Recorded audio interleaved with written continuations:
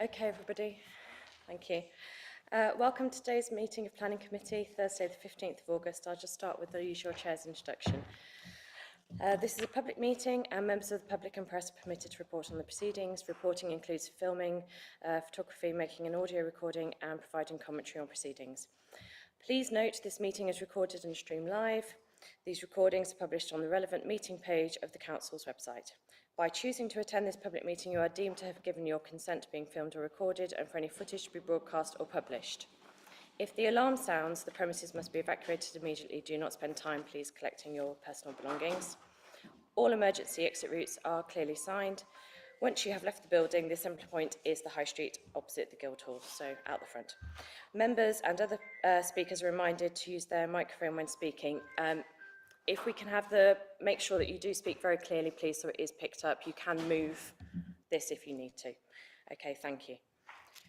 Okay, so Margaret, do we have any substitutes, please? Yes, Chair, we have Councillor De Serra for Councillor Agar. Thank you. Thank you. And I just want to say that for Councillor Agar, we know that she's broken her arm. And on behalf of everyone, I think we all want to wish her a really speedy recovery.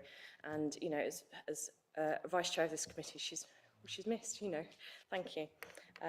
Right. Do I have any declarations of interest for the items today, please? Councillor Udall? Yeah, just briefly, Chair, the first item on the agenda regarding 87 Windsor Avenue, just to say that some of the objectors have contacted me regarding some procedural issues, nothing to do with the details of the application. I just want to make sure that members are aware that I gave no indication of support one way or another. Great, thank you. That's really useful. Anybody else? Nope. Okay, so we'll just go through the minutes of the previous planning committee. This was on the 18th of July.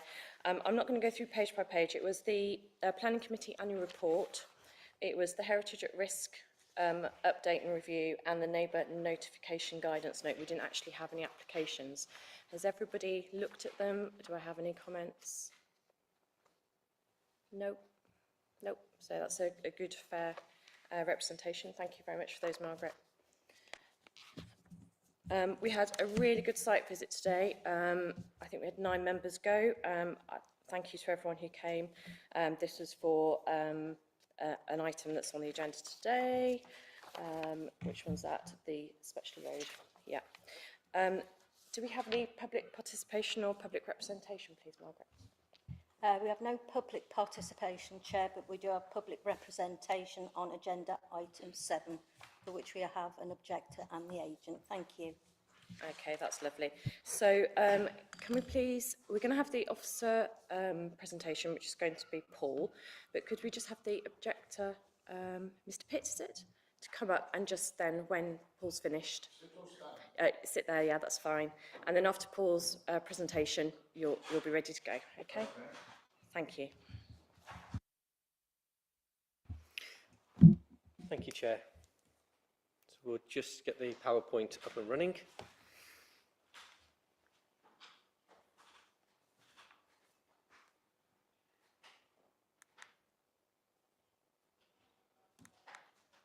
Lovely.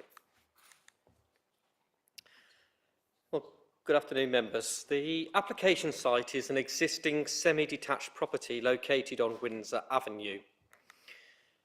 The property was granted planning permission for a change of use to a 4-bedroomed house in multiple occupation, HMO, on the 24th of January 2020. The planning permission has been implemented and the relevant conditions have now been discharged. Just some pictures of the site. We have an aerial photo looking at the front of the property. The property is the first set of semi-detached properties on the left-hand side of the cul-de-sac as you're going up, and you can see it has the white flat roof garage to the side.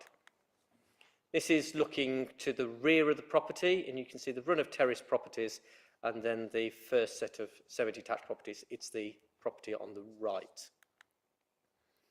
Here we have a set of 4 photographs. The 2 at the top show the frontage of the site, and the one to the bottom left is the side facing to the left-hand property, showing the first floor bathroom window. Here we have some properties looking again on the top left, the property to the left-hand side, showing the extension, well, the part of the original property to the rear, which is the side-facing kitchen window. And you can see from the bottom right that that also has a secondary window which faces out into the garden. The top right shows the two semi-detached properties. And again, just looking to the rear of the property and looking up to the side of the adjacent property. The proposal set before members seeks to propose extensions to the property to increase the number of bedrooms from 4 to 6. This would still be within the use class of C4 and would not involve a change of use. The proposal is a resubmission following a refusal last year based upon design and an acceptable provision for cycle parking. The revised proposals seek to provide extensions to the side and rear in both single-storey and two-storey additions.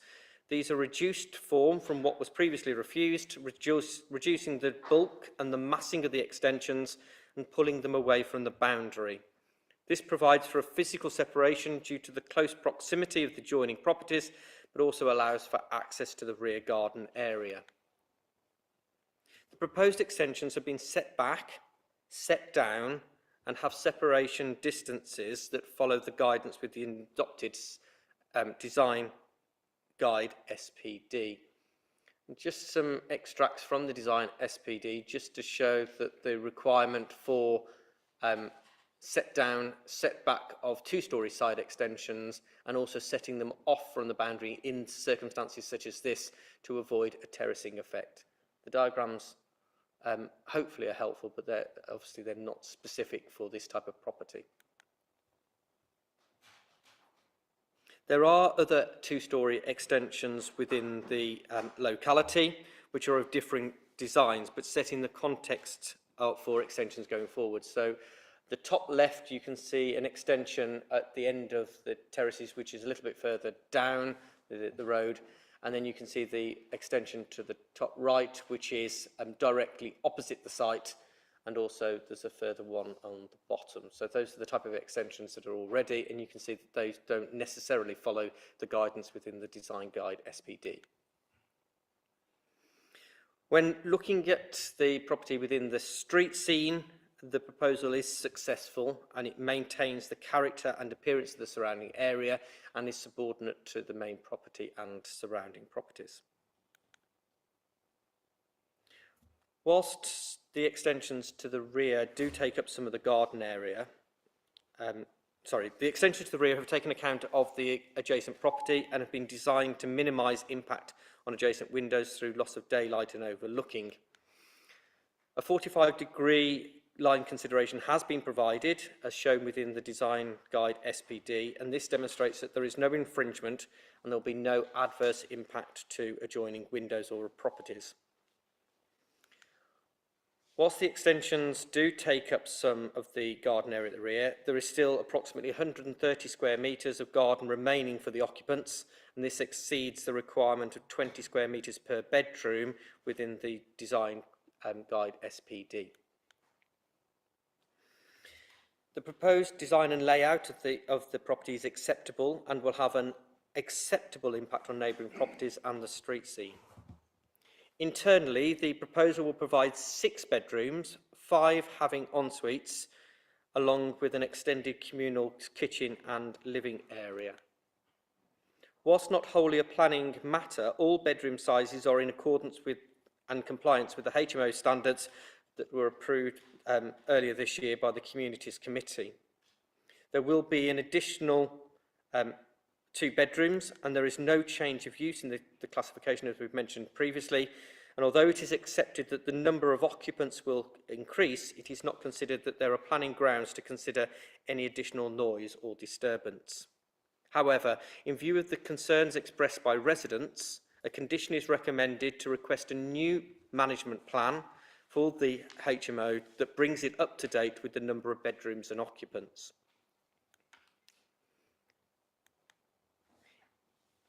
In sustainability terms, In sustainability terms, PV panels are shown to be incorporated into the roof of the existing property and the extension, and they're circled on the roof plan, which is on the bottom right of the screen. In line with the Streetscapes Design Guide, the 3 car parking spaces and 5 cycle spaces are required to be provided at the property. The 3 car parking spaces are provided to the front of the property and cycle storage at the rear of the property. The cycle storage provides for 6 cycles, which is in excess of the requirement, and includes a light for the storage area and 2 electric sockets for charging e-bikes. The cycle storage area is accessed by a 1-metre passageway up to the side of the property. This is considered to be an acceptable provision both for cycles and cars and has attracted no objection response from the Highway Authority. Conditions are recommended to ensure the provision of car and cycle provision prior to occupation. Given the location of the property in relation to the Green Space Network and the Lawnbrook Local Nature Reserve, and to ensure that measurable gains for biodiversity are provided in accordance with the MPPF, paragraph 186, a condition is recommended for bat and bird boxes to be provided, along with a detailed planting scheme. This is updated within the late papers. The proposal in summary is considered to provide an acceptable additions to an existing HMO and has an acceptable design and impact on the surrounding area and neighbouring properties, providing facilities for both cars and cycles and appropriate amenity for the occupants. Subject to the conditions listed within section 9, as updated on the late paper, the application is recommended for approval. Thank you, Chair. Thank you very much, Paul. Okay, so now we go to our speaker. We've got Mr. Pitt, objector on behalf of Windsor Avenue residents.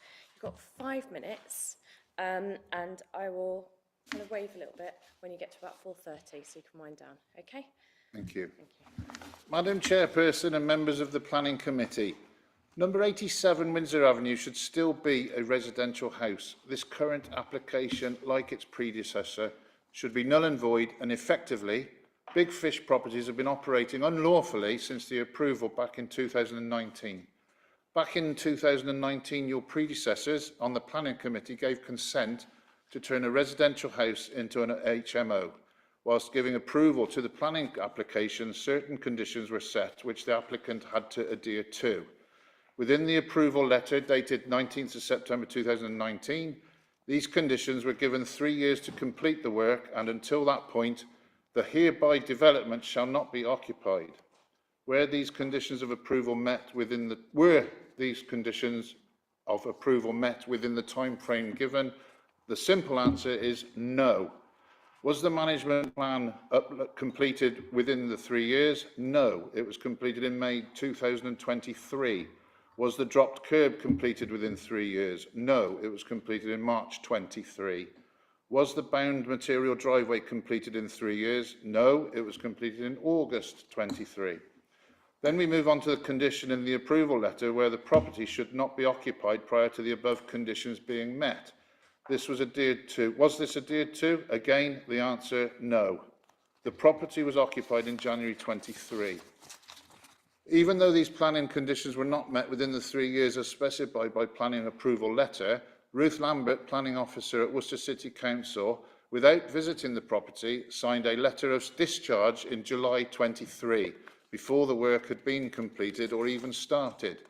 If asked, do you have a copy of the letter? Yes, I do. Therefore, we ask the committee, how can you sign a letter of discharge without the work being completed? In November 21, Ringway relayed the pavements in Windsor Avenue. As a result, many residents took advantage of the reduced rates on offer and had their dropped curbs extended.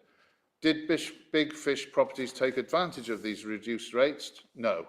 Big Fish Properties decided, in their opinion, not responsible to pay. The reason being he felt Ringway should pay to have the PO box lower, not himself. This comment was not made up by residents. This was a comment by the MD of Grubb Construction. Let's wind forward to the current application. Big Fish Properties highlight in their current application other properties in Windsor Avenue that have been extended. This is a particularly moot point for myself. It's very, very much a family area, very much family homes. We moved there in 2020 to make it our home forever. We put an extension on a home single storey, I believe with zero objections.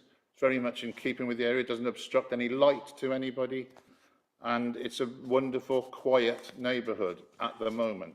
The application is to extend to a 6-bedroom HMO. However, on the plans, there are only parking spaces for 3 cars. Windsor Avenue already is heavily congested with residents and student parking. Where are these cars supposed to park? And where are the children supposed to play? I, for one, have a grandson who lives with us under care of Worcester County Council, and he's a looked after child. And our social worker was there this morning, and she stated she was amazed that this was potentially going to be adjusted directly opposite us. Our children love playing out in the street, and they're very aware of traffic, and there's potentially an awful lot more vehicles there, as you can probably imagine. In the run-up to the local elections in May, this HMO application was at the front of the local issues when residents were visited by representatives from all parties, all of whom are represented today on this committee. The prospective candidates took the time to discuss this issue at length, and all said the application was out of context for the area. Each party's candidates took the time to visit the residents of number 85 and speak personally to the residents who would be affected most by the potential extension. Each party representative said it was not in keeping with other properties in the area and should be rejected. Beg your pardon? One prospective candidate said the extension would be like waking up to a prison wall every morning due to the mass scale and design.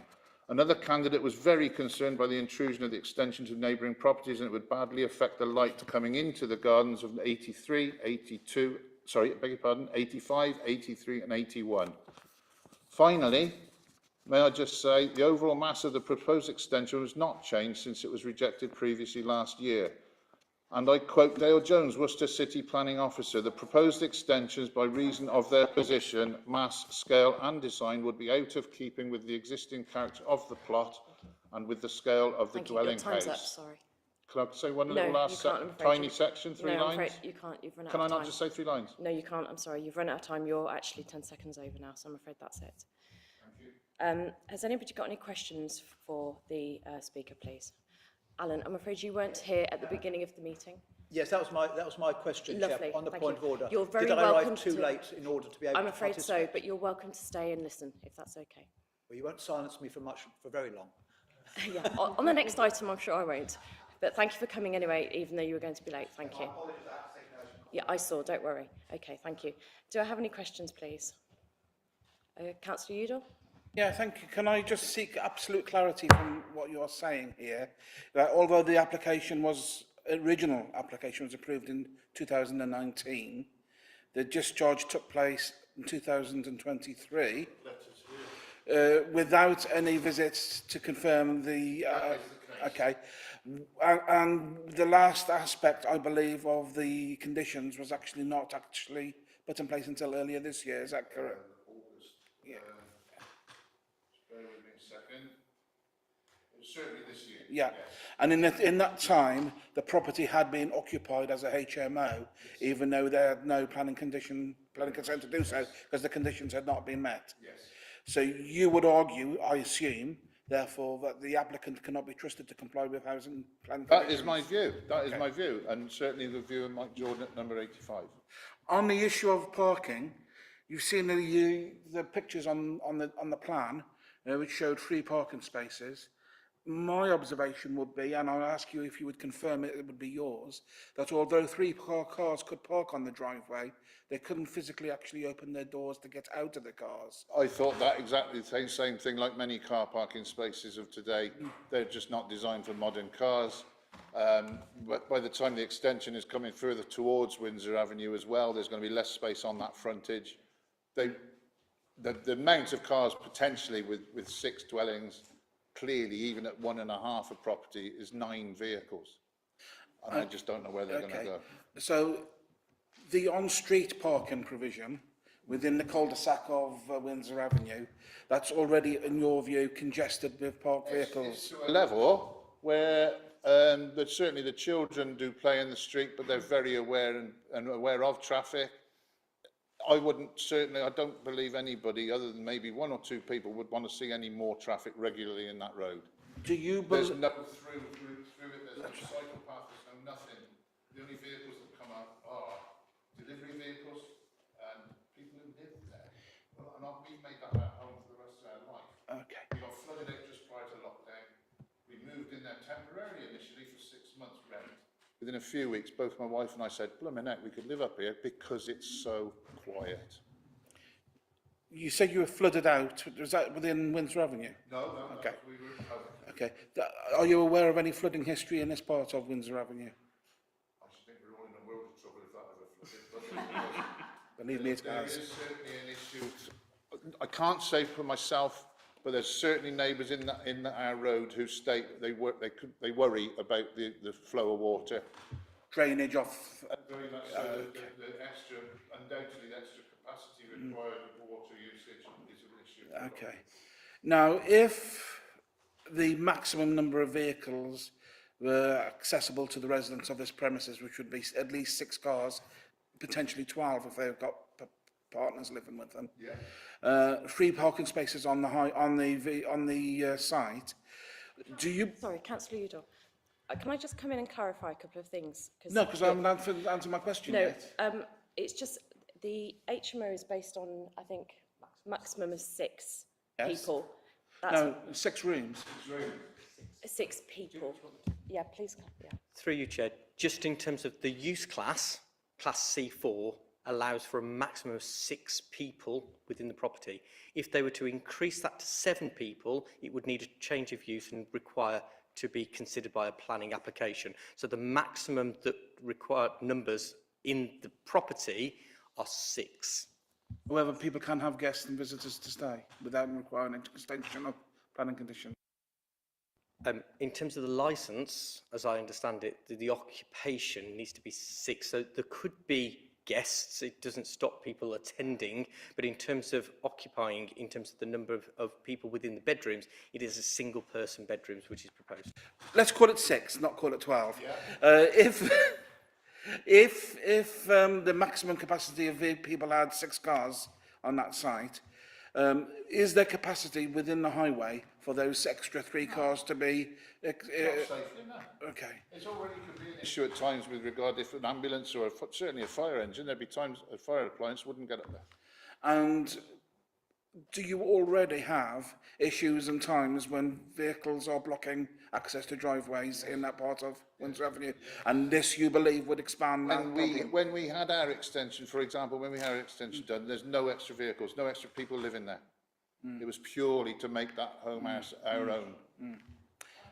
Councillor, have you got any other questions? Because I it's think that's becoming a enough, bit I of an think, for this interview. time. Yeah. Pardon? I think that's enough at this time. Okay, good, thank you. I mean, I want to just raise another point, is that on page 18 of the officer report, 7.28, there is a plan of the exterior of the drive, which shows that the car parking spaces are 4.8 by 2.4, which is the correct measurements for the 3 cars. And there's also a condition, condition 5, which is that the parking spaces must be marked out on the ground. Okay. Do I have any other questions, please? Councillor Rudge. Thank you, Chair.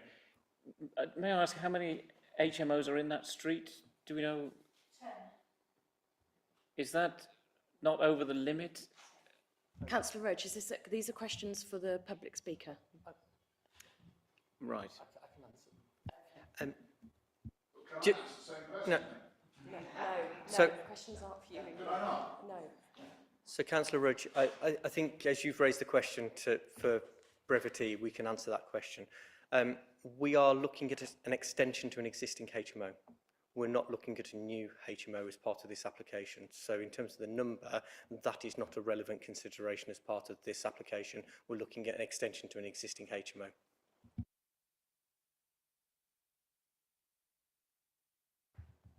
Any other questions, please? No? Okay. You're free to go, please, or sit backwards. And then we'll have the next speaker up, please. It's Mr. Young. And you are the agent for the applicant from Placerite Design Studio? Lovely, thank you. So you'll have 5 minutes as well. I'll tell you when it's 4:30 and then indicate when you have run out. Thank you. Please stop at 5. Thank you. Yeah, press the button. Great, thank you. Good afternoon, Chair and member of the committee. Thank you for the opportunity to present this application to you and clarify any questions you may have. As the planning officers has already gone through the application in detail, my speech today will only focus on the main issues. Firstly, the property was given planning permission in 2020 to be converted into a small HMO and has been operating for a few years since that permission. And before this summer break, there were 3 tenants living in the property and only 1 remaining at the moment in time. The HMO has since been checked by the council on the discharging conditions of the original planning permission, as well as visiting the property 2 months ago in May to ensure there was no breach of planning. This application is not a new HMO to the area, but to provide 2 additional rooms in an existing HMO by creating a side and rear extensions. The extensions are designed to have a domestic appearance in order to be in keeping with the residential area and retain the overall residential setting. From the refusal last year, we have fully considered the planning concerns and have addressed these in the proposals, as well as worked with the council in its pre-application process. The previous refusal were concerned with the impact to the neighbours and to the terracing effect from the height and massing of the extension. The highways issue was related to assessing the cycle storage, while the parking provision was found to be acceptable. In this proposal, we have addressed the concerns by reducing the overall massing and height of the new extensions and incorporating setback features to maintain a visible gap between the buildings to prevent the terracing effect. Together with the 45-degree code to protect the neighbouring light, the concerns have been mitigated in the design, and the overall proposal would be considered to have minimal impacts to the immediate area. For the highway concern, this proposal has included an access to the side of the extension through a lockable gate, and it will provide access to the cycle and bin store at the rear. The detail of the cycle storage has been submitted and designed according to the guidance from the highways. This application brings certain benefits by providing 2 additional rooms for short-term accommodation in a very sustainable location, which is in walkable distance to the university campus. There are also environmental and sustainable improvements considered in the design by the upgrades of an existing building with a new extension to be built to the latest standards, as well as providing solar panels, bird and bat boxes at roof level. A travel plan will be included as part of the conditions, and it will indicate the possible bike sharing and community car sharing scheme. Overall, this application would be considered to have a positive impact on the wider context. Lastly, we have heard and have taken on board the available comments to the full understanding and consideration within the development. We have made every effort to work with the council to address any issues, with the ultimate aim to refine the design and to achieve a development that can be supported by the council. So thank you very much for your time, and I'm happy to answer any questions that you have. Thank you very much. Do I have any questions? I think I've got Councillor Barnes, Councillor Sarah. Thank you. Thank you, Chair. At the moment, this is registered as a 4-bed HMO, but there are 5 electors at the property at the moment, according to the latest register of electors. Could you explain that, please?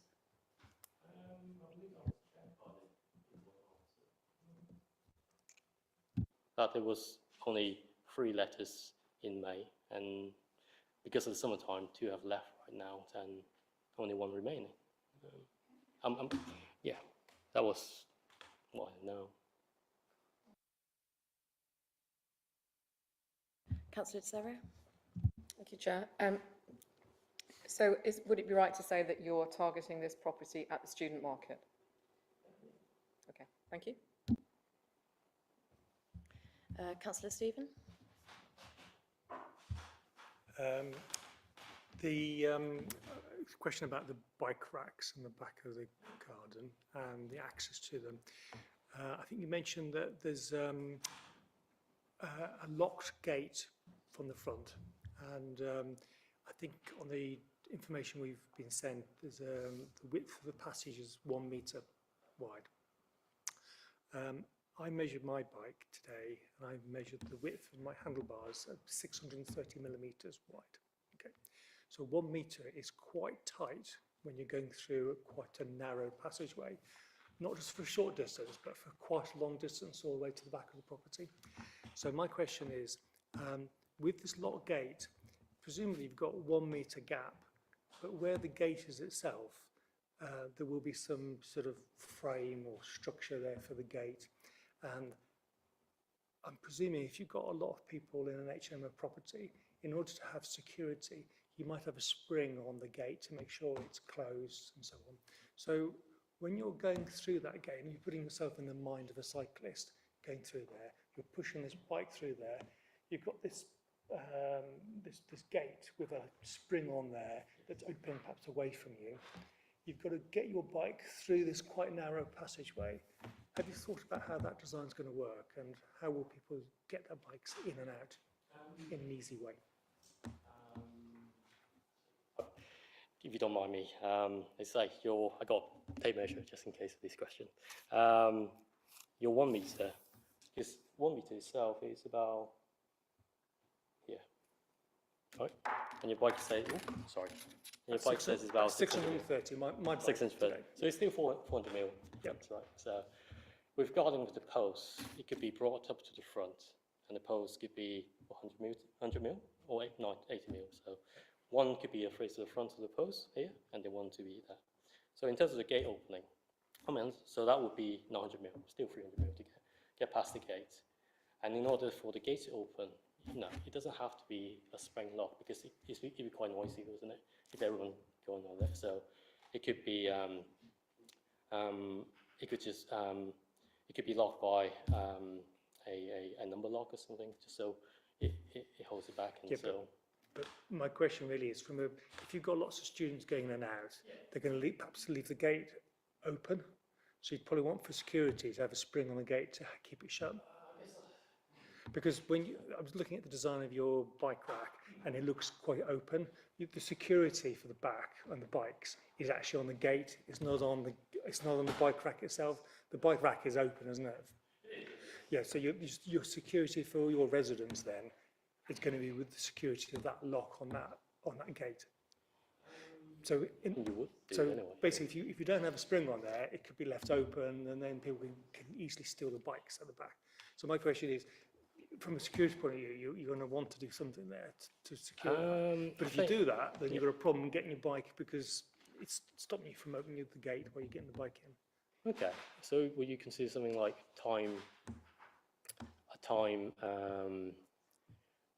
release catch kind of thing? I don't know what the solution is, but I'm just saying. Yeah, we can consider something for sure to consider that. I think it's part of the condition anyway for the security building sign. So no, I'll take that on board. I think yeah. Okay. Thank you. Okay. Yes, Councillor Kinsley. Thank you, Chair.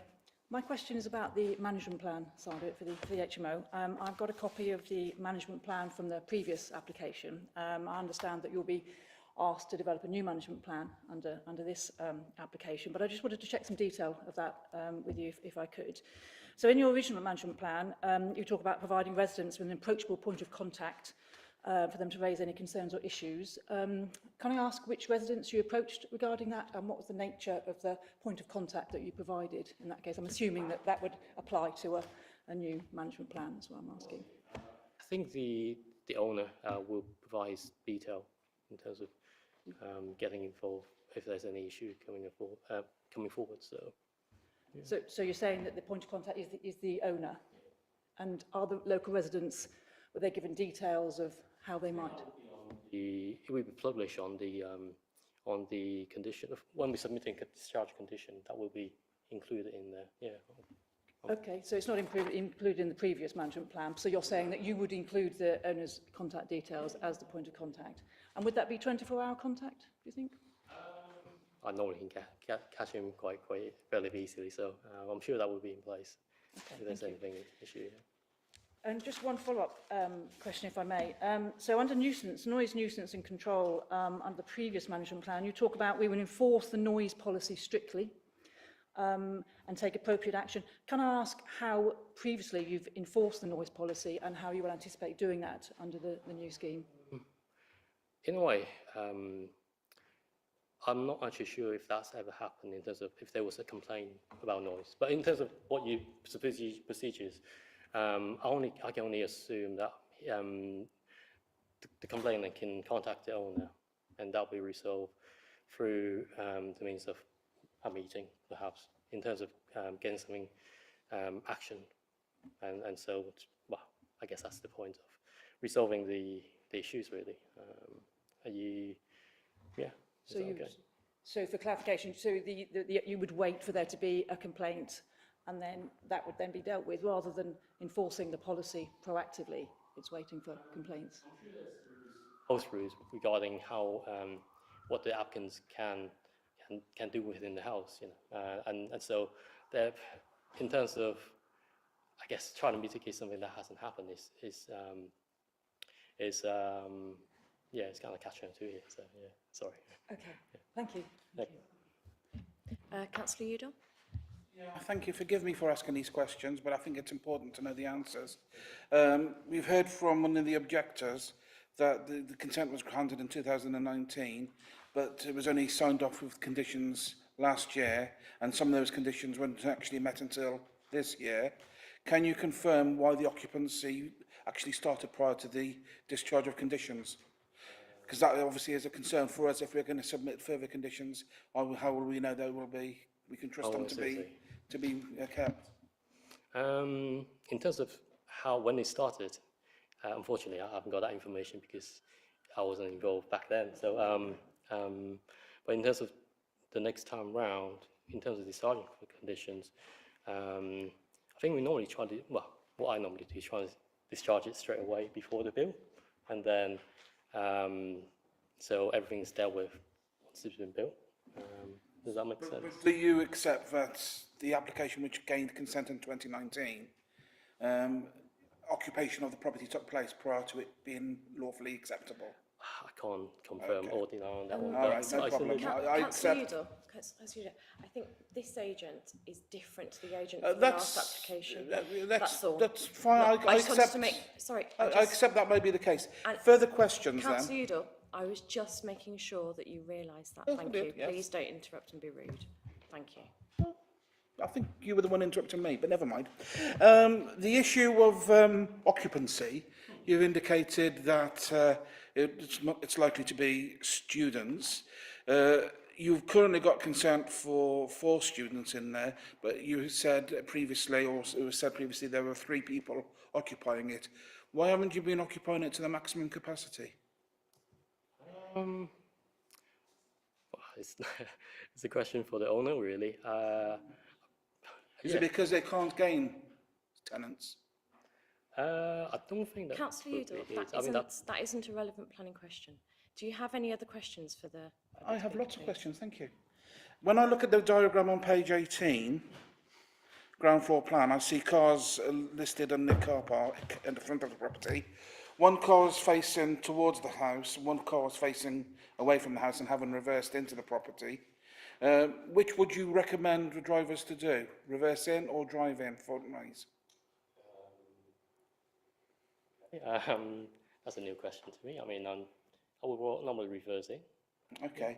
If they all reversed in, the vehicle in the right hand, looking at the diagram, and the centre one, wouldn't that be able to open their doors to gain access to their vehicles or leave their vehicles? Because the capacity, the space is not wide enough. So is there a reason why you've left a gap in the middle on this diagram with no vehicle parked on it? Oh, sorry. It's only indicating the space. You can park on there. It's only like it's a representation. So the spaces that are marked are parking spaces. And if you are worrying about the width of the parking space, the path on the right hand side has almost 2.4, almost a car width. that's only really because of the It's a for the car, cycle space. So you can actually increase the width of the car park if you would like. it's a car width distance of 2.4 metres, but that doesn't allow you to open doors and access and egress the cars. So if you widen, Councillor Udall, I'm sorry. There is a condition 5 for the car parking spaces to be marked on the ground Yeah, I accept with that. details to be submitted and approved in writing to the local planning authority. So that is a condition which we will see more details of as part of the application.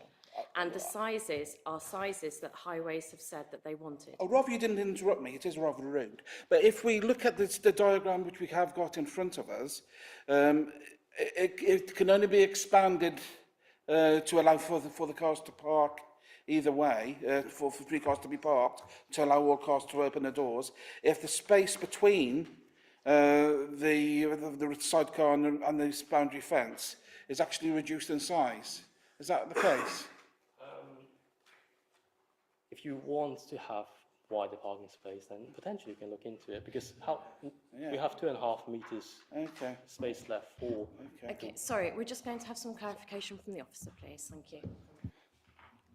If it's helpful, members, in terms of what you would expect when you go to a supermarket and you park in your space at a supermarket, they are 2.4 by 4.8 metres wide.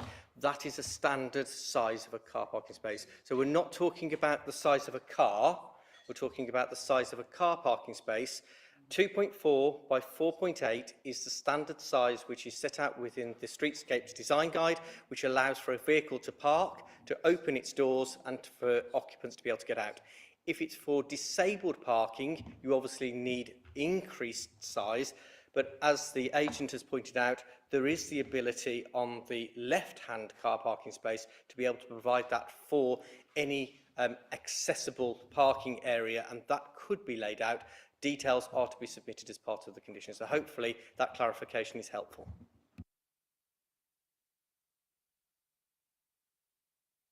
Councillor Cross, please.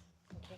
Sorry, thank you. I think you may have misspoken. 2.4 by 1.8, I think is what you meant to say, not 2.4 by 4.8. I said 2.4 by 4.8 is the size of a car parking space. One. Okay. 2.4 meters. 4.8. Of one space. Okay. Sorry, sorry, just having a moment. Absolutely right. Thank you. I'd seen somewhere that there's 1.8 millimetre width. That's completely by the by. Yes, I have 3 questions for you, please. So there's a recommendation on page 12 about 6.11 about recommending secure by design, and it's just a question of whether you're willing to commit to that. I think it addresses partially the cycle storage. So that's one of the questions. Would you like all 3 together? Because they're all relatively... Yeah. And then similarly on page 12, that bedroom B3 should have an openable window for natural ventilation, if that's something you're happy to provide within the scheme or commit to providing. And similarly, if you have plans for renewable energy or other thermal improvements to the property to reduce the bills for occupants, whilst not necessarily strictly something that can be required, it would be of great comfort to hear if that's something that you're intending to provide or willing to provide within the scheme. Yeah, could be solar panels, could be anything that's in terms of renewable energy generation. That would be very comforting to hear. Thank you. I'll answer the first question. Secure by design, yeah, we can opt to do that. I think there's different levels, gold, bronze and silver, so I think I'll talk to my client, see which one he wants to inspire to. The second one was about the windows. Yes, it was included in the window.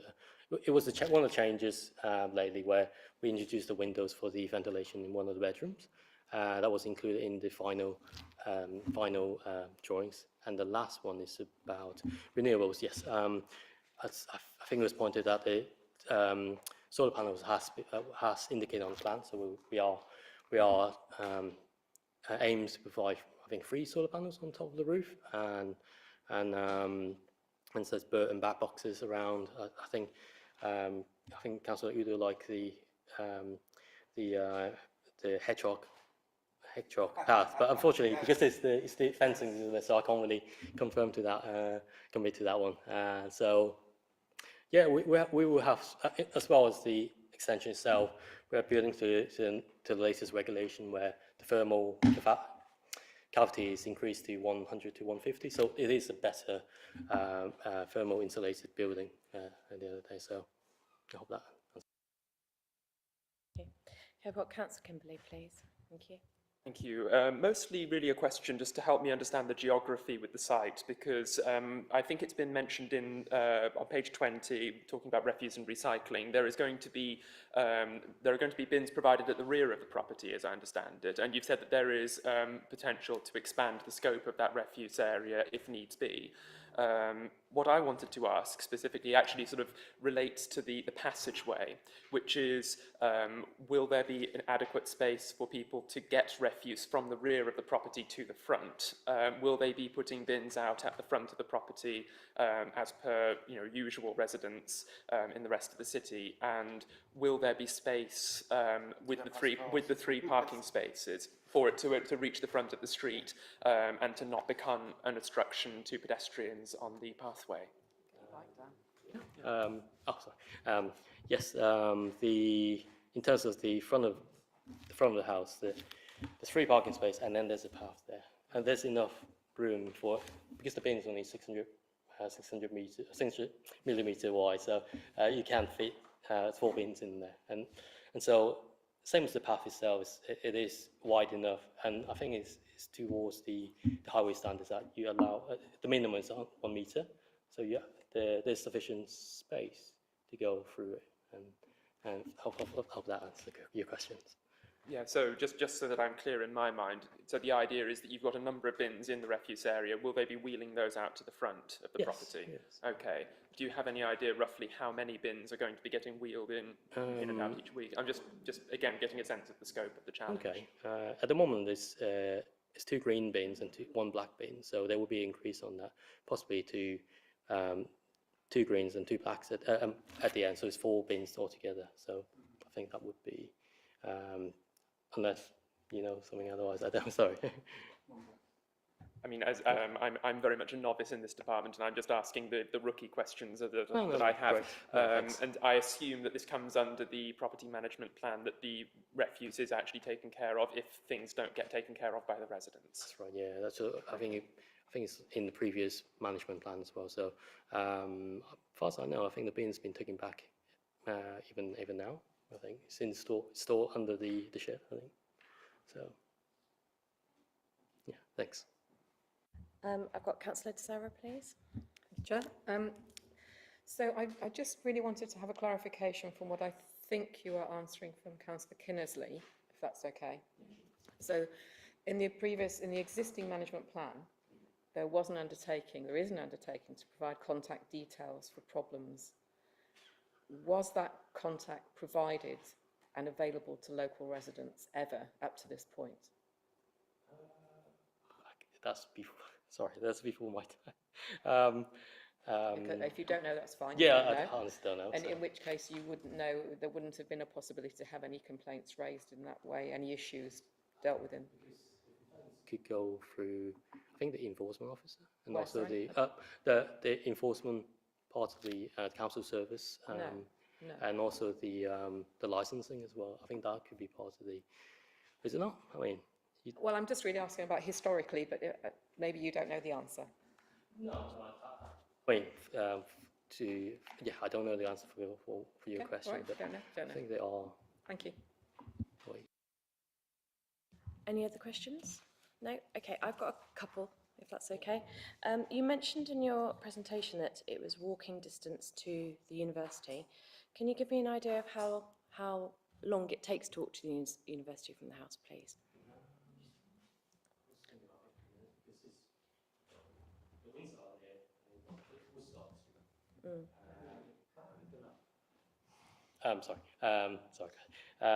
And on Woodstock Street is Aubrey Road, and then there's an entrance right there. So I would assume it's maximum 15 minutes. I think. About 15 it's minutes. the entrance of that campus.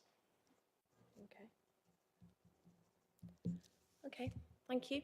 If you'd like to take a seat back, that'd be great.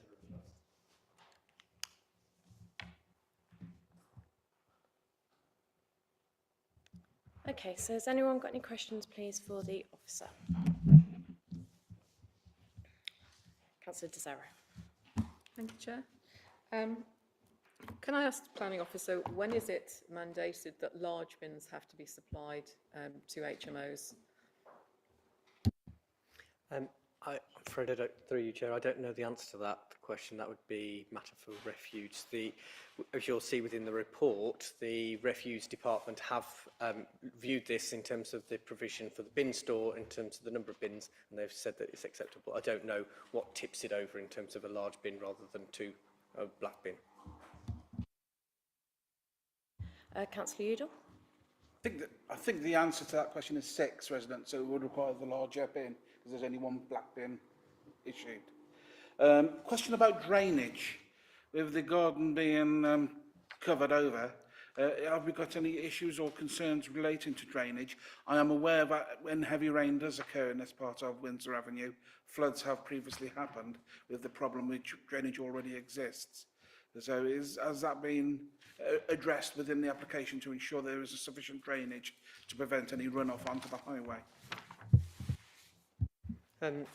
Through you, Chair, as you will have seen from the presentation, all surface water gutters have been provided to provide into a sustainable urban drainage area, which is adequate within the garden area. And yes, I think we mentioned there is a small portion of the additional garden that's going to be taken up, but the amount of garden that still remains allows for that to be able to be provided. Those will be details that will be dealt with under building regulations, but it has been assessed in terms of drainage and considered to be acceptable. Councillor Stephen. I've got a question about the security. The applicant was talking about different levels of secure by design, bronze, silver and gold. Can you tell us do we specify any sort of level of that or not? And is it normal for applicants to put this sort of information in a design application? The reason I ask that question, of course, is that maybe we're not too worried about necessarily the security of the house, maybe, but personally I am quite concerned about the cycle storage, and obviously if you don't have it secured by design, then people are not going to use their bikes because it's not going to be secure for people to use their bikes. So there are going to be a lot of people who are very concerned about the amount of cars and traffic that are generated. So if we don't design in good secure storage, then by design we're going to have a lot more cars on the road. So I think it is important. So my question is, do we specify a minimum standard, and is this something that would be discussed with applicants, perhaps the application and so on as well? And through you, Chair, it's not normally that we would specify that for secure by design, and particularly for this application, which is for extensions. We're not looking at a new use, we're just looking at extensions. So what it would normally be is encouraging the applicant to go down that route. I think particularly with your concerns about secure cycle storage, and particularly as the cycle storage is open, it is up to members if they wish to amend the condition in terms of cycle storage, so that rather than just a compliance condition, there was details to be provided in terms of how that was to be secured, or the details of the gate to be provided in terms of how that was to be secured. Members could see fit that it would be proportionate to add that to condition 6 as a prior to occupation submission of, or rather than just a compliance with what's on the drawings. Yeah. But in terms of secure by design, it would be disproportionate to require them to go through the whole thing for the HMO when we're just looking at extensions. Thank you. Councillor Roach. Thank you, Chair. I'm still trying to get my head around the HMO capacity within the area. Apologies if I'm repeating myself. Are we saying, do we know that the HMO capacity is at its maximum? There wouldn't be room for another HMO. I appreciate there may be room for increase within the current ones. And do we know, if it is at capacity, how many are in each one? Through you, Chair, within the cul-de-sac area of Windsor Drive, Windsor Avenue that we've just had a look at, so not the whole of Windsor Avenue, there are currently 4 HMOs. In terms of the capacity, as I answered previously, that's not a consideration for this application because we are looking at the extension. We're not looking at a change of use. We're not looking at a new HMO. We're looking at one that exists already. So in terms of whether it's at capacity or not, that is not a matter for this committee because that is not a consideration as part of the change of use. So we are looking purely at extensions. But in terms of where it's at, I can provide you with details outside of this meeting in terms of the details that we have in terms of numbers of HMOs within a particular wards. I can provide that for you if you need it. Thank you. What I'm trying to establish, the reason I'm being a bit slow is because I don't understand whether, let's say, it's 10% HMO, that's the capacity. Is that 10% with 4 people in each, 10% with 6 people in each, 10% with 8 people in each? It's just trying to get a measure in my head of the potential impact for the residents living there, family residents as it were. If those, those numbers could be huge, couldn't they? If it's 8 people in each, for example, that's all I'm trying to get my head around. Through you, Chair, I've got no details of the actual occupancy, and when we start to look at percentages, and you'll see from other applications, we're straying slightly outside into a theoretical provision, but when we look at applications and we provide a percentage, that's about the number of HMOs in the area rather than numbers of occupants. So if you start to go above 6, as we've explained previously, that would then push it outside a C4 class. So what we're looking at is a maximum of 6 occupants within this property. I can't tell you how many occupants are in the surrounding properties. Councillor Cross. Thank you, Chair. Just for reassurance, we heard some concerns raised by our first speaker, and I just wish to understand which of those, obviously some appear to be more from an enforcement relating to a previous application consented, and what I'm trying to understand is how much of that is relevant for us to consider for this particular application. Thank you.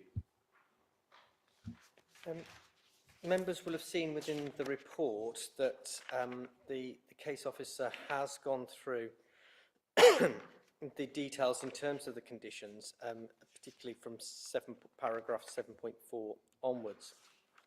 It was raised with us as an enforcement case, and the enforcement case, as we would do, we investigate and we seek for compliance. And compliance has been achieved by the provision of the details. And just so members are clear, when we look at the approval of details, we approve the details rather than the implementation. So as part of the condition approval process, the details are provided and then they carry them out. So the fact that they might not have done that prior to the approval being given, that doesn't invalidate the approval. So yes, they were in breach of the conditions, there's no doubt about that, that's a matter of fact. But in terms of case law, just because there has been a breach of condition doesn't mean that it hasn't been implemented, and there's very clear case law on that from the High Court in terms of where we are in terms of conditions. So officers have assessed that based upon that relevant case law and have assessed that it has been implemented, and now the conditions have been approved in terms of those details. So there is no doubt that the speaker is absolutely correct. Those conditions weren't complied with, and as part of the function of the council, they have sought compliance. Any future conditions would be dealt with in exactly the same way. We would expect compliance, and we would deal with them through an enforcement process to make sure that that compliance was undertaken. Councillor Teixeira. Thank you, Chair. So I've got a general question that possibly isn't relevant to this application, but I'd like to offer it anyway. It's only a quick one. So people are worried about car parking. I can see why they would be with the spaces that are allocated and the cars already around the road. So my son went to Oxford Brookes University a few years ago, and all students were told, don't bring your car, this is a non-car university. Is that something that the university might be considering for the future, and I appreciate this is not necessarily an answer I can get today, but if that is a problem, and I can see it might be, are you aware of anything? Through you, Chair, I'm not specifically aware, but with applications that we've dealt with previously, closer to the university, we have looked at car-free schemes or car-reduced schemes and how the management of those, we're talking about larger student flats. So it is something that I think the university promote, but obviously when we're looking at private provision, we cannot guarantee that. And just to bring it back to the application, you will have said both in terms of the presentation and within the report that 3 car parking spaces is exactly on standard as required by the Highway Authority. Councillor Kinsley. Thank you, Chair. I just wanted to ask for a little bit of clarification from the officer about the issue over bulk and the bulk of the extension under this application compared to the previous one. Because I've got to be honest, when I look at the picture from the front and I see how much it's reduced by, it doesn't seem to be a significant reduction on what is, as I understand it, the only extension of its type, there would be the only extension of its type in the area, as in a 2-storey extension that's coming quite a long way forward. I know there's some 2-storey ones that are further back in terms of how far it's coming forward. Are you able to elaborate at all in terms of sort of what was going through your minds in terms of, well, that original application is not okay, but now they've just reduced it a little bit there and there, but now it is. Can you take us through that sort of thinking a little bit more? I understand that better. Thank you.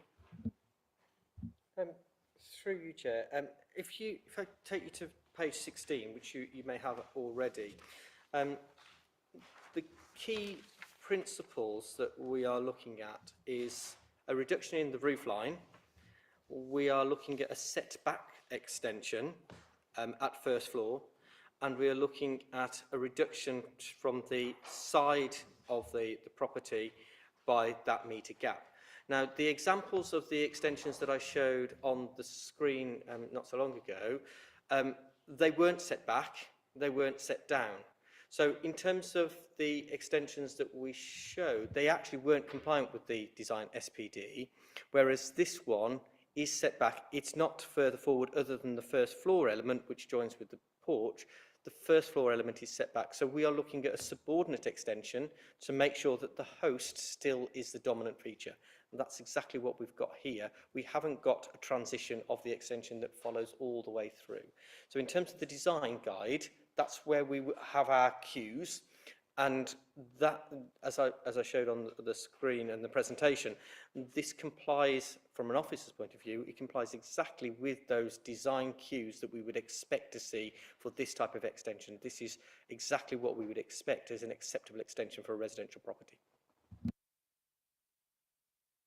Sorry, just for further clarification, thank you. I understand that the existing 2-storey ones that aren't set back are attached to terraces, I think. There's sort of different types of blocks, aren't there? There's the sort of terracing blocks, and then you've got this quite nice circle of semis.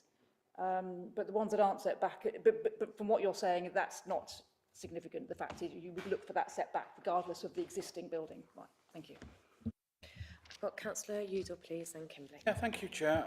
As you may have gathered from my previous questions, my biggest concern is about parking capacity on this site.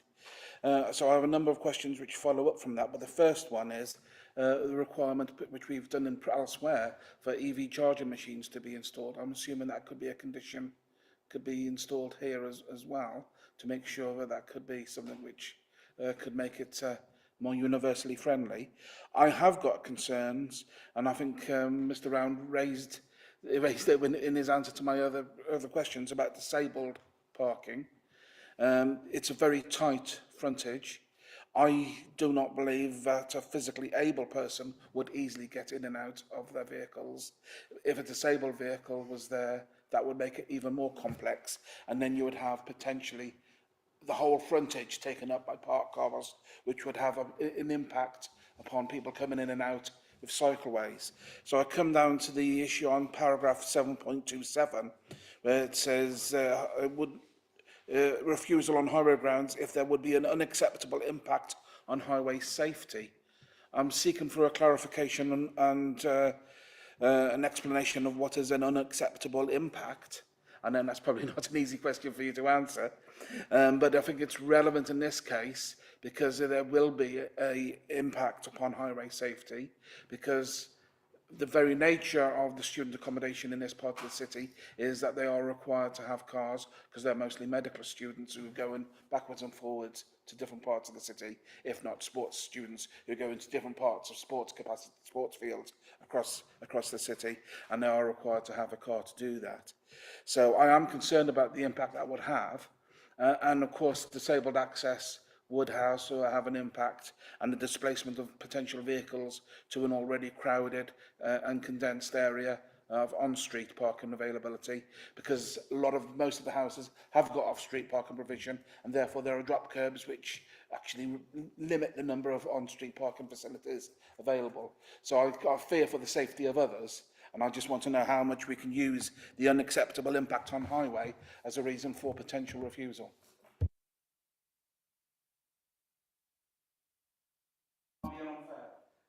Through you, Chair, if you can bear with me just 1 minute, and then I can be able to come back to you properly. Should we take a further question? No, I can come back.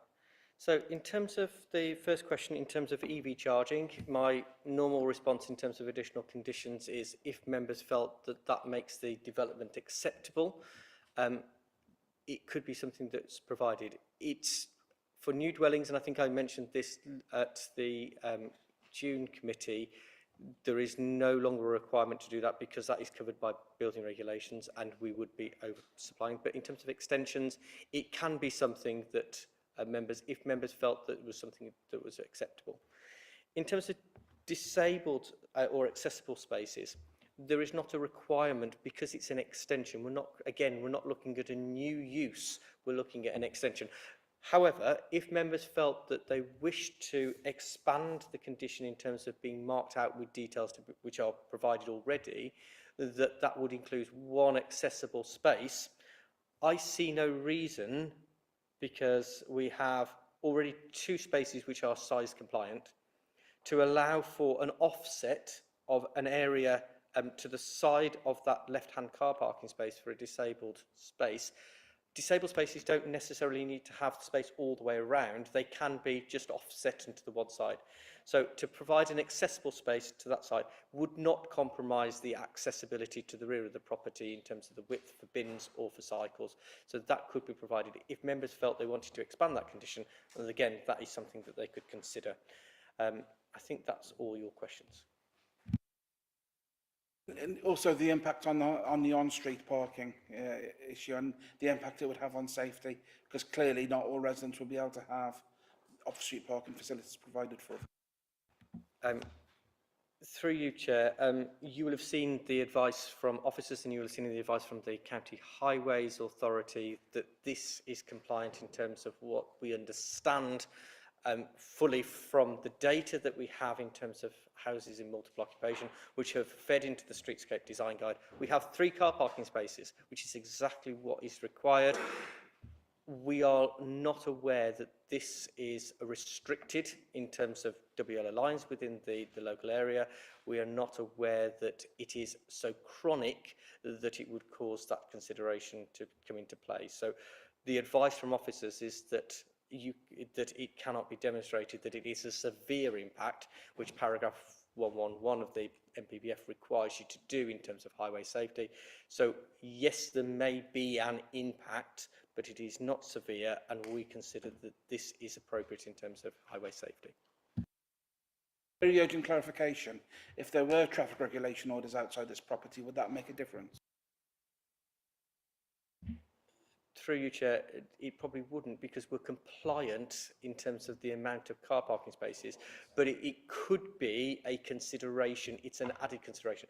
We haven't got that, so it's not a consideration for us. What I can confirm to you, Chair, is that it is under active consideration for this area. So, yeah. Thank you. Just to seek some clarity on options that we have in front of us in terms of conditions. I think the suggestion of an electric vehicle charging point or a disabled space or both sound very good, but I just want to understand if there is any option to provide a condition that would ask the management, in the management plan, that they are going to actually guarantee that there will be no more than 3 cars attempting to park at the property. You know, if there are residents who intend to have a car parking place, maybe they have to pay for a permit so that they can park at the property, with the intention of preventing overspill into the residents and neighbourhood around it, because that's clearly one of the pressing concerns for the residents in the vicinity. I don't know whether that is an option that's available to us, but I thought I'd better ask. Thank you. Through you, Chair, just for clarity, in terms of the disabled spaces, that would be an expansion of condition 5 for details to be provided, and that would include one accessible space. So that would be an expansion of condition 5. In terms of other things, just so that I'm completely clear, that has been mentioned, in terms of security of cycles, that would be an expansion and a change of condition 6 to be a prior to occupation. The cycle provision park should be provided along with details of security of the gate to be provided. And then in terms of your final point, if members felt that that was something that they wish to consider, condition 4 has some bullet points, and I don't think that it would be unreasonable for members to involve that the management plan include control of parking or allocation of parking as part of, so it would be control and allocation of parking as part of that management plan. That would be wonderful. Thank you very much.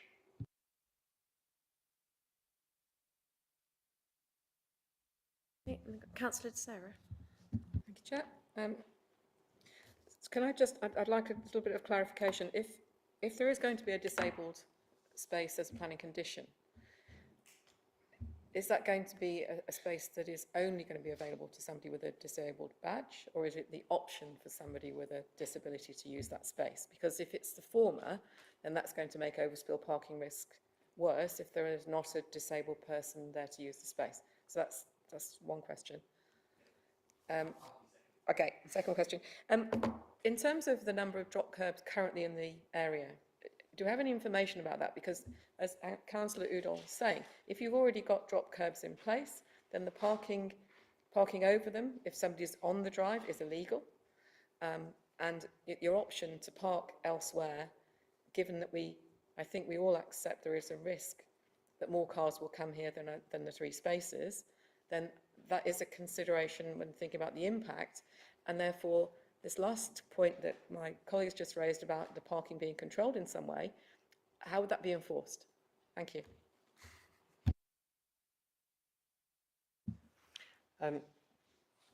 Through you, Chair. So in terms of the accessible space, it would be an accessible space that could be used by anybody, because it doesn't necessarily mean that there's going to be somebody who needs that space as part of the occupation. So it would be, again, a matter for the management to control. In terms of the control and the allocation of parking, it would be settling within the management plan. If there was any concerns that that was not being followed, we could follow that up with the management company. That is part of the enforcement route, and that's the whole reason of putting the condition in. It's the same way of, if complaints aren't followed through, whilst we can't make them as part of a condition follow through, as part of a management plan, we can say that that is not being followed, and we can require them to. The whole point of them submitting something is that we bind them to something, and that's the whole principle of that the condition is there. So I'm quite comfortable, and I wouldn't be recommending such a condition or an addition to it if I didn't think it was enforceable.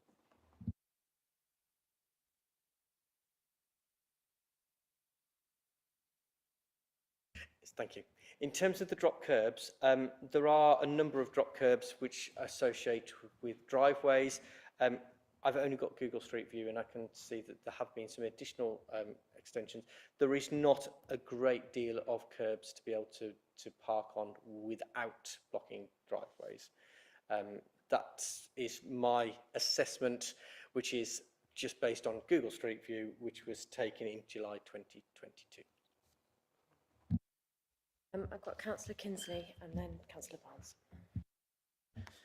Thank you, Chair. Can I follow up a little bit on the management plan enforcing issue? I got the impression from hearing earlier on that actually the previous management plan is not being enforced. We weren't giving details of who the contact was. There's a little bit of a vague answer in terms of who that contact might be going forward. There was no sort of clear answer about enforcement of noise policy. In my mind, there is a bit of a doubt as to how well the management plan is actually being carried out.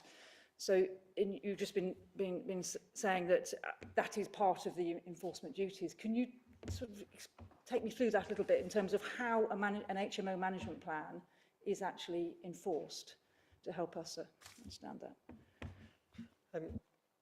So firstly, before I answer the specific question, I think officers have taken on board that the existing management plan and the way that concerns have been raised, and hence the requirement for a new management plan to be able to address that we will look at the concerns that have been raised and make sure that it's robust in terms of that management plan.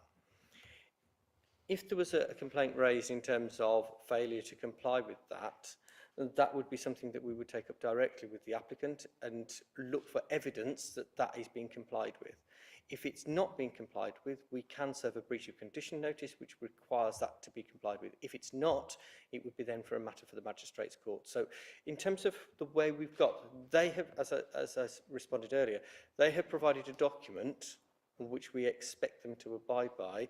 And in terms of contact, the additional robustness that I would expect to be able to provide it is which residents have been provided with the number and how that's been done, and that details of the management company are provided on the premises so that they can be obtained from if needs be. So there is lots of things that can be done which makes this more robust than the existing situation. And thank you. Just for clarity, and if those conditions aren't complied with despite being prompted, it would be a case of taking that through magistrates' court, I believe you said. It would be a formal notice requiring them to comply with that, and if they still didn't comply, it would be straight to the magistrates' court and breach of condition where there is no right of appeal, and if it's shown that they have breached it, it would be a fine at the magistrates' court. Councillor Barnes. Thank you. Right. The footprint of the original dwelling, not including the garage, seems to be going up by about 50% under this scheme. Is that correct? I haven't done the exact calculations, but that's about correct, yes. And the impact on the garden, you say, isn't really significant because most of that was already garage space. Okay. Now, looking at what is currently counted as garden, well, it looks like shrubland almost. It's very unkempt. We're putting a cycle storage area for 6 cycles on there and bin storage.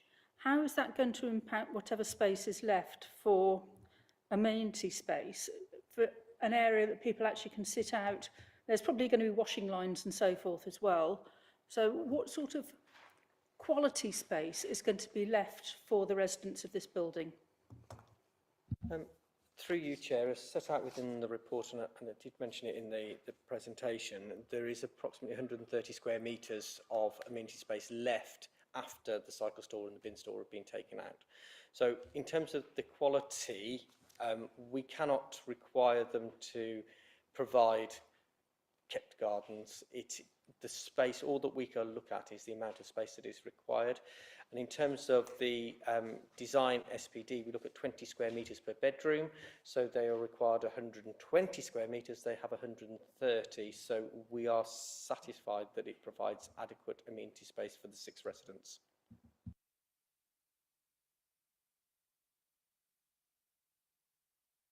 Councillor Cross. Thank you, Chair. Quick question, please, just for clarity. Does the dropped curb extend the full width of the property frontage, the existing? Through you, Chair, yes, it has been constructed recently as part of the conditions for the previous permission in terms of providing the drop curb. That has been provided. Thank you.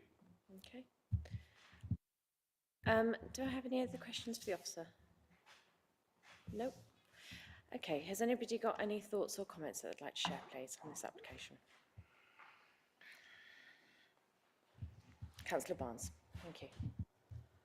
This is one of 10 HMOs in Windsor Avenue, and they vary in size. Some of them only have a couple of residents in, but it does mean that although family homes may have several cars, it is a situation where there's likely to be more cars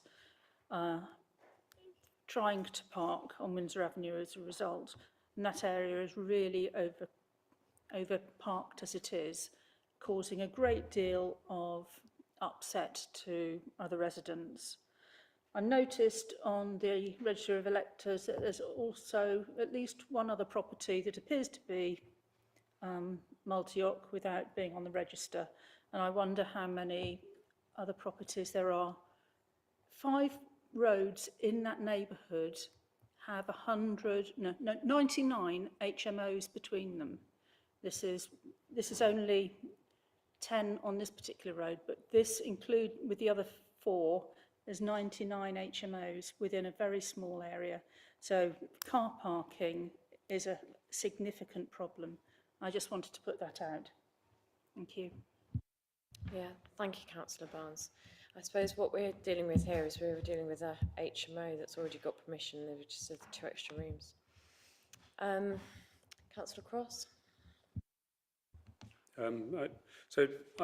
As I understand from Google Maps, this is an 11-minute or half-mile walk from the university. So it seems like the kind of property that, if it is students who would not need a car for any other reason, and if there's adequate cycle storage, I think this could be a good example of property that suits car-free parking, and I would hope that that would be something we can deliver. Thank you. Thank you, Councillor Cross. I've got Councillor Stephen, please. Personally, I welcome the conditions that have already been added, but for me, it is not enough. The applicant is asking for 6 rooms, and I think in the real world, there won't be 6 people. That will be 6, 8, 10 more people living in there. I know technically they're not allowed to, but in the real world, people have their partners around, and they'll be there. So it will not be 6 people live in that house. It will be more, and it will be very, very difficult to enforce it. That is the real world thing here. And I think the other thing is that parking is such a massive issue there that, I would support an application like this if they took the cycle storage properly seriously. But it is, I'm afraid, it is probably the best design of cycle rack I've ever seen, to be honest, to be fair. But it's still not sufficient, because the real world is that there will be more than 3 cars wanting to park there. You've already got a big problem in the road, and it will be a lot more cars being introduced into an already very difficult space. That passageway of 1 metre wide is just not, it's not going to encourage people to cycle. The real world is people will be wanting to have their cars there. You look at the design of this place, and you design in the world you want to create. And if you've got car parking spaces there on the front, people will use their cars. They will not use their bikes because they are hidden around the back. It is going to be difficult to access them. So, I think there would be a way to make this scheme work, but for me, it hasn't quite got there yet. And for me, I wouldn't be prepared to support this application. Yeah. Through you, Chair, and just in terms of clarification, and I appreciate the comments made by Councillor Stephen, but I have to warn the committee, we cannot consider matters of what might happen, and we cannot consider what might happen in terms of a breach of planning control and take that into consideration as part of an application. You have to consider what is before you, and you have to consider what is the limit of what is before you in terms of the approved situation. So, as I have advised previously, there is a maximum of 6. If there are 7 people that are residing there, that is a breach of planning control, and that will be dealt with as part of the planning process, enforcement process. So, just because there may be something that the applicant may wish to do in the future, we cannot take that into consideration. So I would warn the committee that any decision based upon those considerations would be unlawful, and it may be something that would be challenged and could be at a cost to the local authority. So we are looking at what is lawful, we are looking at what is proposed. Those are the considerations, and if there are conditions to make it acceptable, that is something that we can consider. Obviously, if there are material considerations as part of what is before you that you are concerned about, those are things that we can start to look at as part of the debate. But I would warn you from straying beyond into what the applicant might or might not do.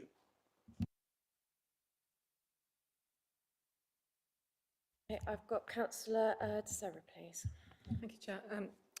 So what I'm thinking is that looking at the application as a whole, it feels overdeveloped, and I'm thinking about the potential loss of amenity to local residents because of overspill parking. Is that part of a planning consideration, please? Through you, Chair, in terms of overdevelopment, it is a consideration as part of it. It's a design consideration, and in terms of using the phrase, I would be looking for members to be able to detail out why it was an overdevelopment in terms of the plot size, in terms of any particular impact, and in terms of the number of residents, in terms of parking. I would, in terms of the advice, you have the Streetscapes Design Guide, which sets out a very clear number of spaces, and it tells you how many. So in terms of the evidential, it's very difficult to be able to get and say that there is insufficient car parking spaces.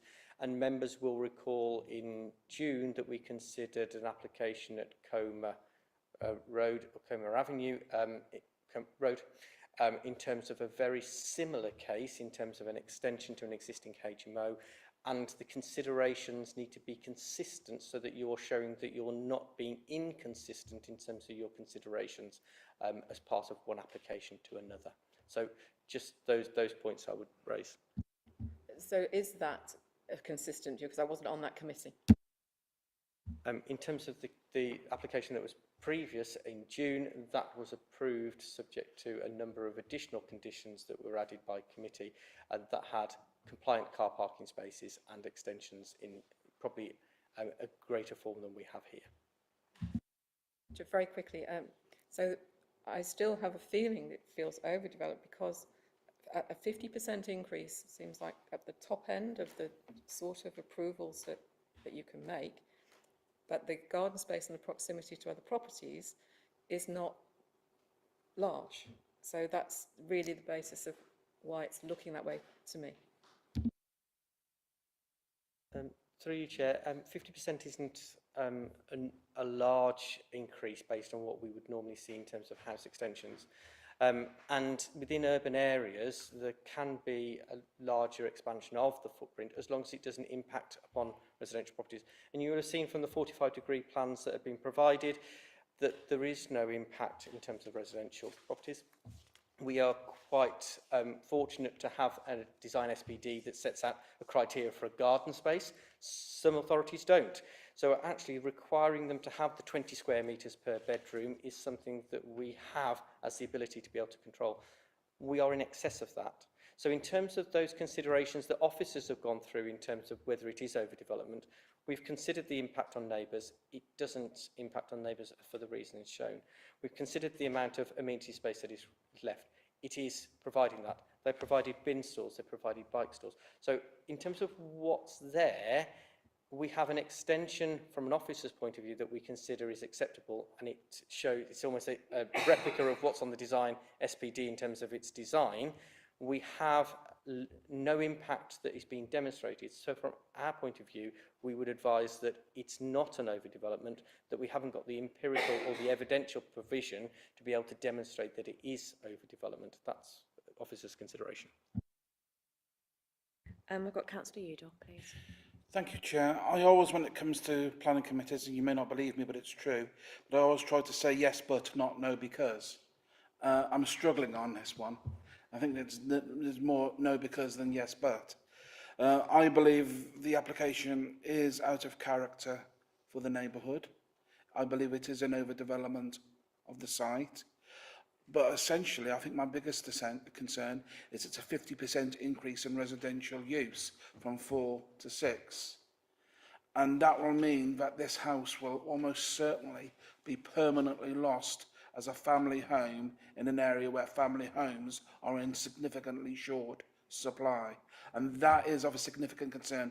I have lost count of the amount of people who say to me, I'm in a family, I can't afford to have a mortgage anymore, I'm looking for rented accommodation, but there are none in St John's because it's all HMOs. So by extending it from 4 to 6, you're making it a permanent change with no realistic opportunity for it to be removed back down to a residential property.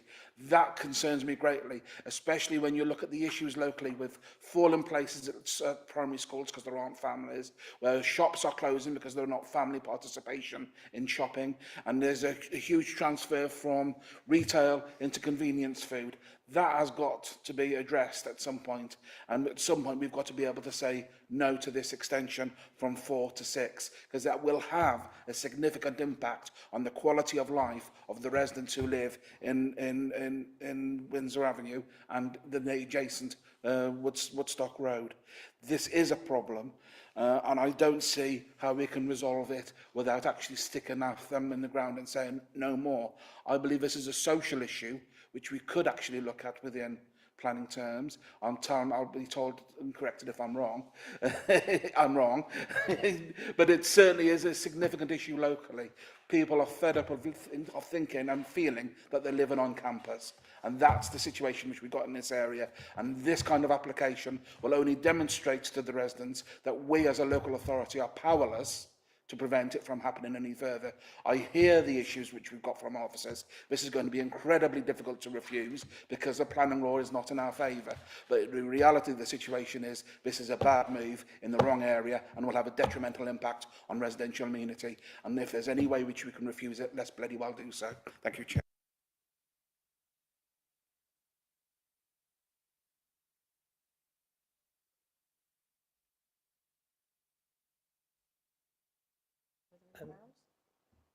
Through you, Chair, I didn't know whether to comment or just to allow the debate, and as members will be aware, I don't like to jump in for every reason. If we could just take some time just to turn to page 17 of the thing and just pick up the point. So in terms of the layout, I come from a slightly different position to Councillor Udall, that I do believe that it could be converted back, because this doesn't look dissimilar to extensions that we see to normal domestic properties in terms of enlarging these 1930s, 1940s properties, which have 3 bedrooms, but actually they're 2 bedrooms and a box room, into larger properties. So if we look at the first floor, we have 3 larger bedrooms with a bathroom and en-suites, which is not unusual. On the ground floor, yes, there is the store to the side, the bedroom 2 at the side, which could be a store or a downstairs utility room. But the ground floor, we have a lounge, which would normally be a through lounge in terms of a domestic property. And the predominant amount of extensions that we deal with at the moment, and I know I'm going on slightly, are for larger extensions so that there is a shared diner, kitchen, shared space, that has then a large bifold doors into the garden at the rear. I don't think it would take much to be able to convert the ground floor to be able to provide that. So I do take the point, and officers are acutely aware that the loss of family homes is an important thing. And that's exactly why we have the Article 4 direction in Worcester that stops HMOs from being provided without planning permission. We also have the 10%. So we are ensuring that as best as we possibly can, they are restricted. The difficulty we've got is that this already is a HMO. So in terms of your consideration of, is it a loss to a family home? No, it's not, because that consideration was already done in 2000 when that was approved. What we are considering is there an additional harm based upon the additional 2 bedrooms? And the officer's advice to you is that the negligible impact of 2 additional bedrooms is not sufficient to be able to provide a reason for a refusal. That is officer's consideration. But in terms of a loss of family, we hear you, we are doing our best, but this isn't the application to be able to do it on from our view. Thank you. I think that's very useful. Councillor Cross. Thank you, Chair. Yes, the comparison with Coma Road is useful. That was also a 4 to 6 pre-existing HMO expansion, similar issues raised and concerns. That was approved 8 for, 1 against, 1 abstained.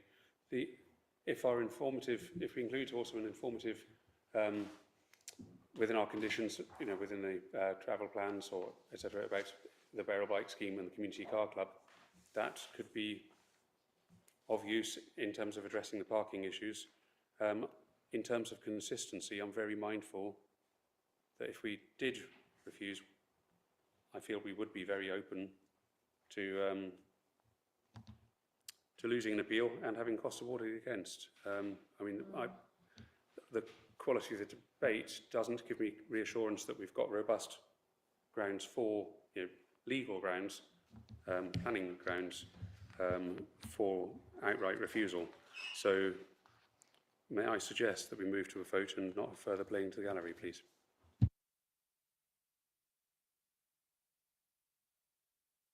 I have got 2 other people who've indicated to speak, so if we just take those comments, please, as well. I've got Councillor Kimberley and then Kinsley, please. Thank you, Chair.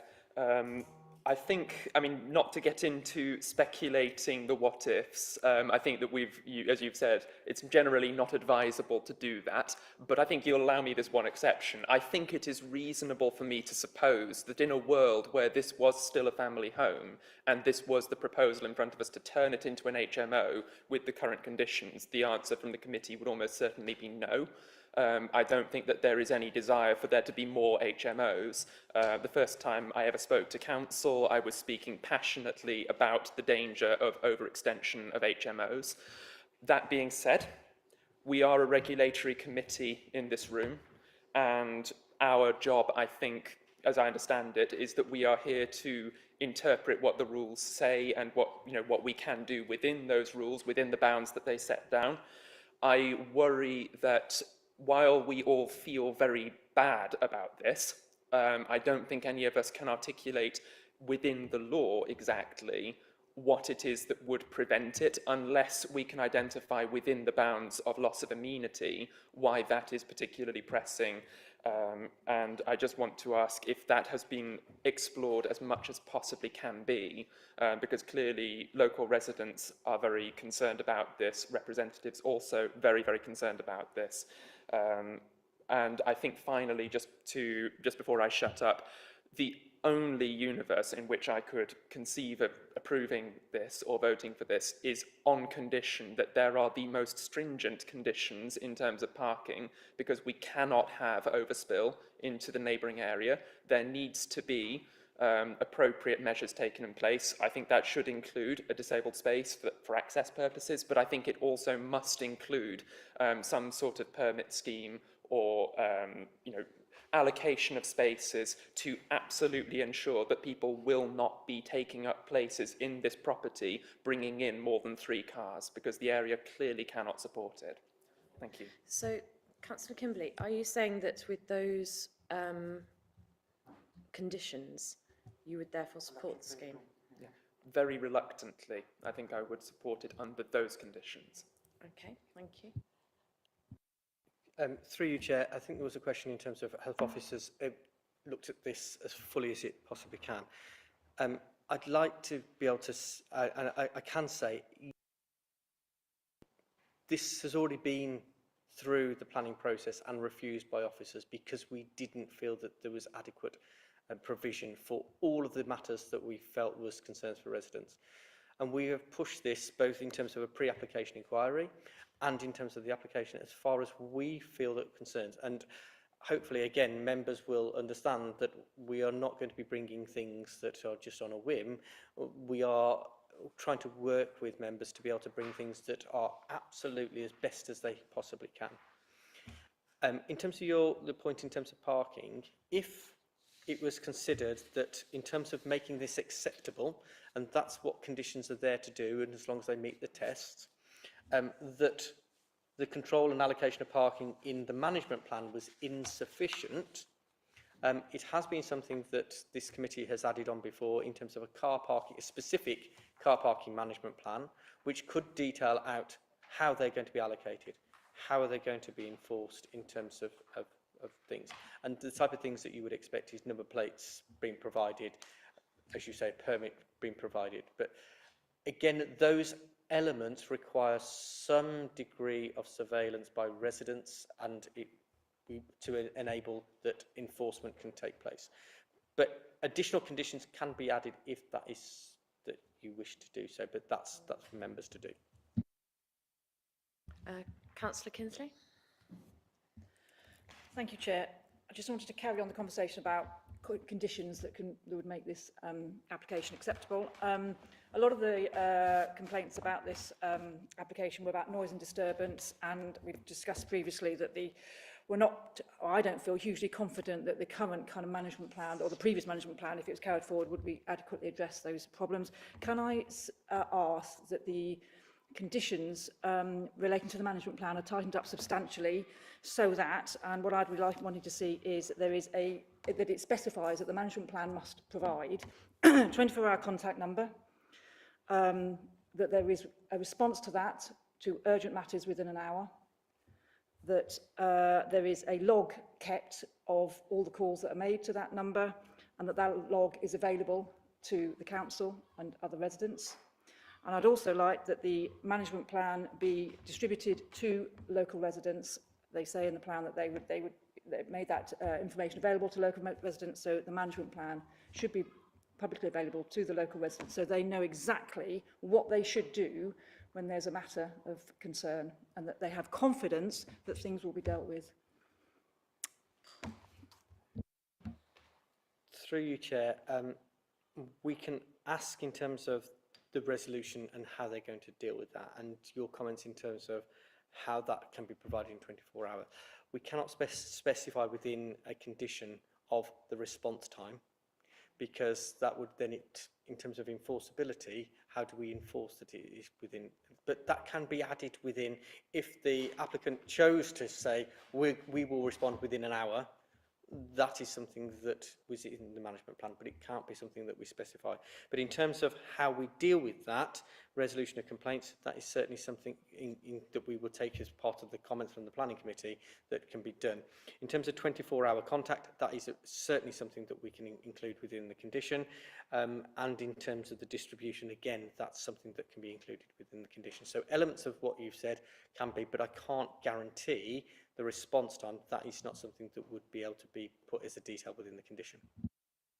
Okay, thank you. But in terms of then the other thing about logging the calls that are made and they being available, that can be done, can it? Thank you.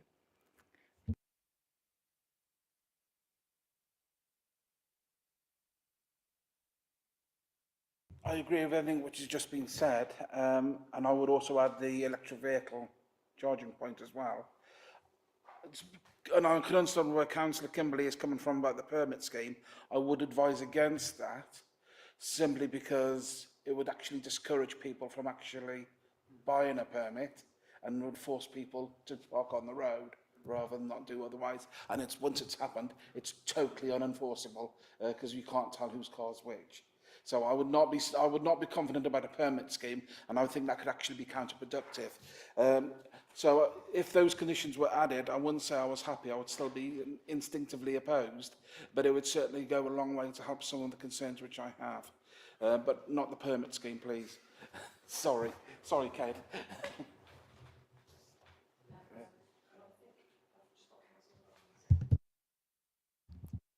Thank you. Could the local councillors be added into the contact list so that we can actually get in touch if necessary to the company? Because people may not want to approach directly, they may want to do it through their local representatives. Also, I'll be very happy to delegate you and the Vice Chair to come up with what the actual conditions. Yeah, I'd like to give you something to do, if that's all right, Councillor Udall, and Councillor Barnes, if that's okay. Somebody mentioned the community car. If you're talking about students who are on courses who need a car, I know students who are actually using food banks. So actually, it'd be really good if the university provided a community car for student use. So could you please ask them, because that could actually, they need to realise that the impact on residents of people having cars, which they can't actually afford, is not good for anybody. So can we have a more proactive university, please? Can you take that up for me? Thank you. University and I don't talk to each other. Councillor Barnes, I'm sure you can. There's a university forum coming up, so that can be mentioned. Thank you very much. Wonderful. Do I have any other comments? Anybody? Councillor Kinsley, did you want to say something? Sorry, I just wanted to add to that. We will also raise the issue about it potentially asking the university to this thing about it being a non-car university to actively engage with their students about minimising their need for cars. So yeah. Okay. Paul, would you like to? Yeah. Has anybody got a move? Oh, well, we had a movement, didn't we, from Councillor Cross earlier?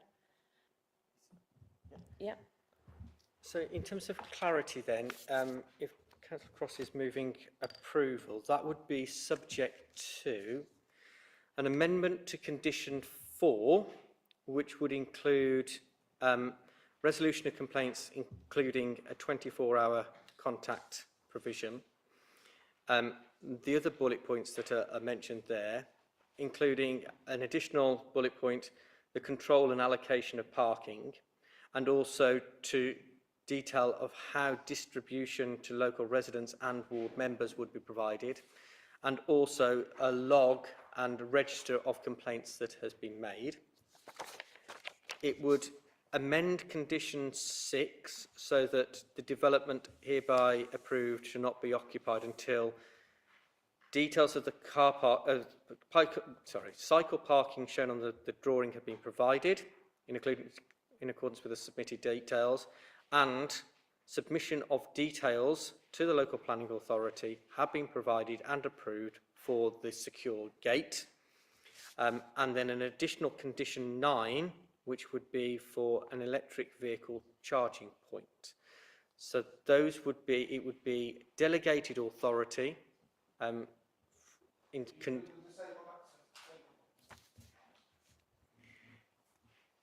Condition 5 would be amended to say that be marked out in the ground with 1 accessible space.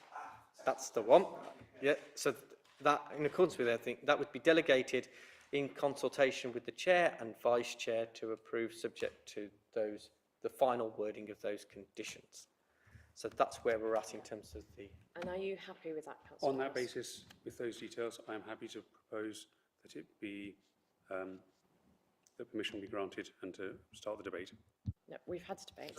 Start the vote. Sorry, end the debate. Start the vote. We need a seconder. Would anybody be happy to second? Yes, of course. Thank you. I just want a clarification. Councillor Udall said don't make it a parking scheme. Your condition's saying do make it a parking scheme. Or have I got confused? Just in terms of clarity, I think Councillor Oodle's point was about an additional condition about a parking management plan, including permits. This would be a management plan that detailed how the allocation and provision of parking would be managed. So it's a lesser provision, which I think is where Councillor Oodle wished it to be. So on that basis, would anybody come forward to second this move, please? Councillor Kimberley. Thank you. With the conditions as set out by by Paul. Lovely. Okay, right. Can I therefore see a vote in support of the scheme? Let's go back to page 1. This is 87 Windsor Avenue with the additional conditions, including the late paper condition. In fact, can I see all votes in favour, please?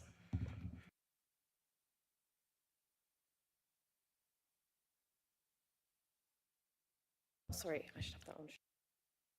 3, 4. Can I see votes against? That's 4. And any abstentions, please? That's 2. Right. I'm just really interested to see, for the people who couldn't support that, when we've gone through all the conditions, what, if there are any additional conditions that would make it acceptable.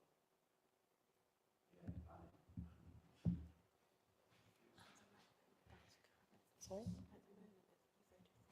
I know. I just wanted to check. Councillor Rudge? My concern, Chair, is that, and I feel very sorry for the officers because they're being put in a difficult position to try and resolve a particular specific planning issue. For me, the issue is much broader than that, and there needs to be a debate at some point about HMOs, saturation. If you want to be very specific about my uncertainty, it's that even though I know this is an HMO already, it's going from 4 to 6, I have no idea how many are in the other 5 in that area, or 9, or however many there are. They could all be 8 separate applications. So it's very difficult to say yes on this without having more detailed knowledge about the area as a whole and how many are in each place. I appreciate those are not the specific conditions that the officers have to agree or disagree on this particular planning case. But at some point, unless we sit down and say, let us look at this in more detail and understand more specifically the impact on residents, which I don't feel we do fully understand, then I find it very difficult to support the application. I appreciate legally I may be on the wrong side of the fence, but so be it. Such is the story of my life. Okay, so basically, because we've got 4 votes in favour, 4 votes against, and 2 abstentions, as chair, I have the casting vote, and I voted for it. So I am afraid it is carried, but with all those conditions. And I do think, unfortunately, in this case, where we are looking at a planning application which is not a new HMO, I agree that it may have been a different decision today. Thank you. I think we're going to have a short 10-minute comfort break now, please, everybody.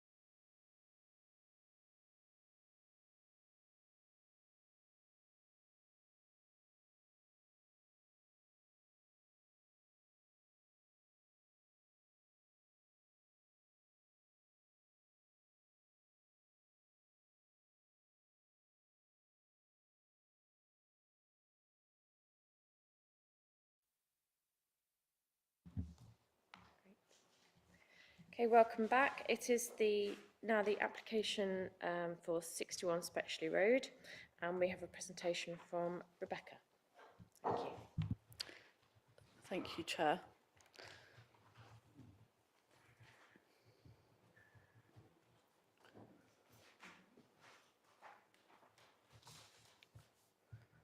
Okay, so the committee's attention is drawn to the late papers, including a correction to a typo at paragraph 7.16 regarding construction and maintenance, which should state that access to the neighbour's property has not been agreed by the two interested parties. So, yeah, agenda item 8 concerns a planning application at 61 Spetchley Road, application reference 24/00176/HP. Planning permission is sought for a proposed first floor side extension and single storey rear extension. The application was deferred from Planning Committee on the 20th of June this year to allow for a committee site visit to take place and to allow additional information to be sought in respect of the gutter line and regarding construction and maintenance of the west elevation of the proposed first floor side extension. A committee site visit has taken place this afternoon and the further information requested has been provided, and as such the application is reported back to Planning Committee. In terms of the site location, the host property is situated on the northern side of Spetchley Road in a predominantly residential area with Nunnery Wood High School located to the rear of the site. The site contains a substantial two-storey detached property which is in use as a single dwelling house. The site is not located within a conservation area and does not contain any listed buildings, and the location plan is shown on the slide. The next slide shows the proposed block plan. It should be noted that there's good separation distance between the host property and the neighbouring properties on either side. This slide shows a selection of officer site visit photos of the host property. This includes photos to the existing rear elevation of the property, showing the relationship with the neighbouring properties on either side, and also photos to the front showing where the proposed first floor extension would go and the relationship with the neighbouring property 59 Spetchley Road. And this slide shows a photo of the front elevation of the host property. The next slide shows the existing and proposed ground floor plan. The property has an existing single-storey rear extension, part of which it is proposed to extend with a further single-storey rear extension, which would project 3 metres from the rear of the existing extension. This slide shows the existing and proposed first floor plan, which shows additional bedrooms upstairs as a result of the proposed first floor side extension. It also shows the proposed flat roof to the single-storey rear extension and roof light. This slide shows the existing and proposed front elevation and west side elevation. The front elevation shows the view of the proposed first floor side extension, which would be visible from the street. The first floor side extension would be located above an existing single-storey garage to the side of the property. The first floor extension has been designed as a supported addition to the host property, which is set down from the ridge of the main roof and set back from the front elevation of the property. This slide shows the existing and proposed rear elevation and east side elevation. It can be seen that the proposed extensions are proposed to be finished in materials to match that of the host property and would be of a suitable design and appearance, which is in keeping with the character of the host property and the surrounding area. The key issues to consider in the determination of the application are the acceptability of the proposals having regard to design considerations and impact on neighbouring amenity. Biodiversity matters are also of relevance. With regard to the first floor side extension, the size, scale and mass of the extension is considered to be appropriate in the context of the site. The property is a detached property with reasonable separation distance to the neighbouring properties on either side, and visually it can take further extension without having adverse impact on the character of the surrounding area. The single-storey rear extension is also considered to be appropriate in design terms. The proposed extensions are not considered to have any adverse impact on neighbouring amenity, although the proposed first floor side extension comes up to the boundary of number 59 above the existing single-storey element to the property. The neighbouring property is 5.6 metres away from the proposed extension and does not have any side elevation windows. There'd be no unacceptable impact on daylight and sunlight to neighbouring property brought about by the proposed first floor extension. There's also not considered to be any unacceptable impact with regards to increased sense of enclosure or loss of outlook from neighbouring properties. The small high-level side elevation window will be obscure glazed as recommended by condition, and there'll be no unacceptable increase in overlooking. Following the Planning Committee meeting on the 20th of June 2024, where concern was raised regarding the gutter line and construction and maintenance of the west elevation, additional information has been provided by the applicant. With regard to the gutters and eaves, the proposed elevations illustrate a zero overhang eaves detail to the west elevation. This is a reasonably common detail and would be constructed similar to the example on the left of the screen. The gutter is planned to be maintenance-free, but in the event of maintenance issues, access for jetting or clearing of the gutter can be obtained from the front or rear of the property. With regard to construction and maintenance of the west elevation, it is proposed that the first floor walls would be of lightweight timber frame construction so as to minimise additional loading on the existing foundations. These can be manufactured and assembled on the ground or off-site and would simply need to be lifted into place. A through-coloured rendered waterproof board would be the external face, needing little or no maintenance. A construction management plan condition has been recommended as part of any permission given to control the elements in the construction phase that is in the public interest. Assurances have therefore been received regarding the gutter line and construction and maintenance of the west elevation, and officers are satisfied that there be no unacceptable impact on the neighbouring property at 59 Spetchley Road. The neighbour at 59 Spetchley Road has been reconsulted on the additional information outlined above, and their comments are contained within the committee report. The property backs onto green space and is linked via the rear garden open corridor to Nunnery Wood and the open countryside beyond. Given that works to the roof are involved, a BAT assessment should be provided. This is required by condition prior to commencement of works to the roof.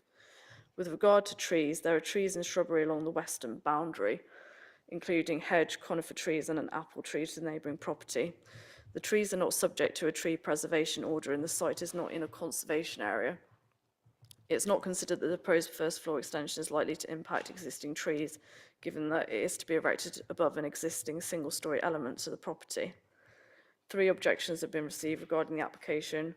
However, officers have concluded that subject to the recommended conditions, the proposals are acceptable in terms of design and would not have an unacceptable impact on neighbouring amenity or biodiversity.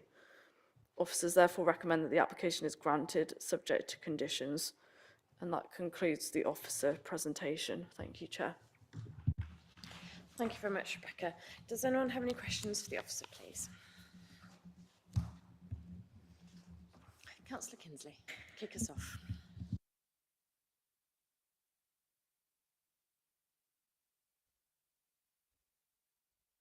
Oh, sorry, thank you.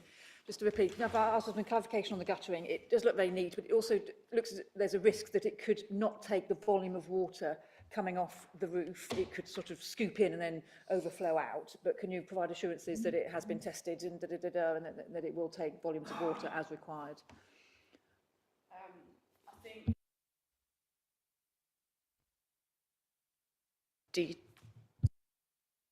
it's a reasonably common detail, I think, in terms of this proposed gutter, which doesn't have any overhang, and I believe it would be able to take the capacity of water which it would be subjected to, yes.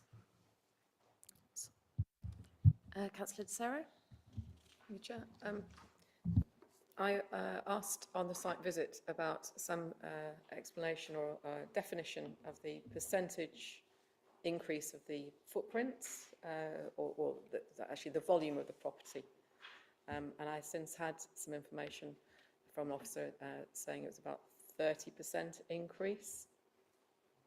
Through you, Chair, I'd already got this ready, so in terms of the overall percentage, at first floor there would be a 24% increase, at ground floor there would be a 39% increase, and overall, taking everything into account, there would be a 34% increase. So on that basis, and given the lovely site it's on, with the very large garden, it seems acceptable to me. Councillor Sarah. I've got Councillor Amos, please. Thank you, Chair. Well, Councillor Desira just answered asked one of my questions about the enlarged footprint, in other words, what it is now to what they're proposing. So we're talking a 34% increase then. Right. My other question then to the officer is about the construction management plan. I wonder if we get a few more details of that, because looking at the boundary and so on, it does look as though they're going to have to encroach on a neighbour's property to actually build it. And if I read the report correctly, well, that's nothing to do with planning. It's a private matter. That bothers me enormously, because what we're in fact saying then, we can give planning permission, and then if they encroach onto somebody else's garden to build the thing for which we have given planning permission, the neighbours have got to somehow deal with it themselves or go to court at their expense because of a decision we've made. And that's what bothers me. So is that right? Is that what the law says? Through you, Chair, it is. That's exactly what the law says in terms of what the interest, in terms of the planning aspects, are set out within the report. We're looking at public interest. We're not here to protect private interests. And planning permission can be given, but that doesn't supersede any other requirements of licence or legal rights. And one of the legal rights that they may need to have, and they might not need to have, is to access the neighbouring property. And without that, they can't construct it. And that's exactly as happens across the planning world with various different things. You can have a planning permission on land that you don't own. It doesn't mean that you can't, it just means you can't build it until you've actually secured that right of passage. As we discussed on the site visit, there may be a possibility of being able to build it entirely within the application site in terms of how that is constructed. It may need to be looked at. It has a 3-year planning permission. We cannot guarantee that permission is not going to be given by the neighbouring property. We cannot guarantee that the same applicant is going to be the person building this out. So a planning permission goes with the land and not the person. So in terms of what we are considering, we're considering the fact that if it needs to be constructed, it can either be constructed within the property or that the necessary permissions can be got. If they can't, it can't be built. But that's not our remit. We consider whether it's acceptable in the public interest. That's a long-winded answer to your question. No, that's fine. Thank you, Chair. That's absolutely fine. Can I just follow that up then? Because I'm looking for the reference in the report, which said, well, is it the Access to Neighbouring Land Act 1992? This is what bothers me. It provides the legislation to enable this to happen, which is constructing this property from somebody else's land, either through consent of the neighbour or by order of the courts. So do I understand then that the people for whom this committee about to be given planning permission can then go to court to get permission to construct their property on somebody else's property? Through you, Chair, again, really good question, Councillor Amos. If in terms of where you were just reading, if you just continue, that applies to maintenance, and there's a sentence halfway down which says this does not apply to the construction phase. So the act which we look at in terms of access to neighbouring land only applies to maintenance. It doesn't apply to construction. So there is no possibility that the grant of planning permission will require the courts to provide access to the neighbour's land. That needs to be done by consent, and consent only. It cannot be a requirement of the courts. That's only for maintenance. Well, Councillor Stephen. I found the site visit today very helpful, and I'm inclined to support this application. I do just have one question, though, about the gutter. It looks like quite an elegant solution to solve a problem. It's quite a long length from front to back, and I'm wondering whether there might be a join somewhere in the middle, perhaps. So I'm sure it probably won't be one of your things that you'd probably necessarily specify, but I just want to flag it up that obviously with thermal expansion and things like that, that joint could open or something like that in the future. So I don't know, if something that would potentially, I don't know the applicants are around, but that does need to be thought through to make sure that it really is to be low maintenance, to make sure that gap doesn't open up. Through you, Chair, absolutely, and that would be a matter for building regulations. And I think the benefit of having that from the consideration of whether that is going to open up or not. If it did open up, it would be leaking directly into the wall of the existing property, not onto the neighbouring land. So actually, it's imperative that the applicant make sure that that's right. Otherwise, there's going to be a very clear damp wall, which they're not going to want with their newly constructed extension. So lead flashing, all the rest of the things, I'm sure that there'll be double lead flashing to make sure that that doesn't happen.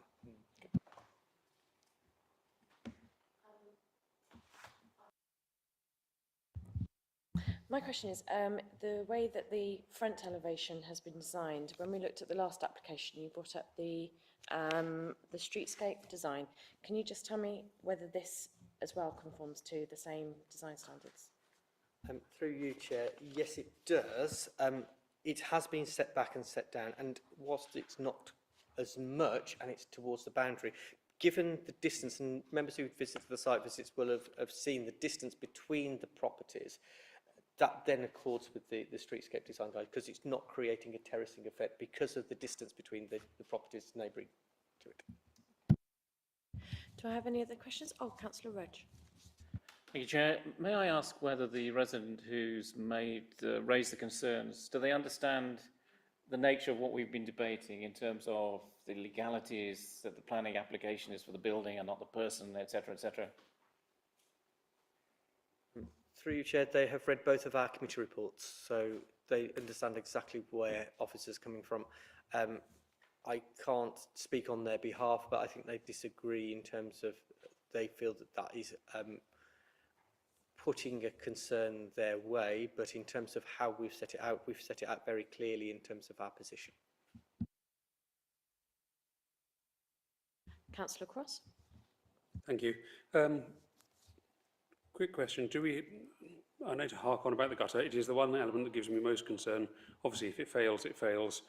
Client side and building side rather than outboard, which is, so it's a detail they absolutely have to get right. And I guess it's more of a building regs thing. But was an indication given? So it's useful seeing the schematic for the gutter, presumably as a membrane gutter of some type. Because something obviously with lead, it would need to be steps and things, which I guess we don't have. Has there been any indication of a design life provided? Through you, Chair, no, and that's we're straying into the realms of building control. Yeah, thank you. Oh, Councillor Barnes. Thank you, Chair. I think it's really interesting. The site visit this morning made it very apparent the distance between 61 and 59, because although 59 has got a garage, it's then got 2 parking spaces before you get to 61. So there is very clear space between the 2 buildings. And I think that put my mind at rest, that actually, although it is right up to the line, it's not going to be as impactful as I feared. I'm happy to support this. Councillor Kimberley.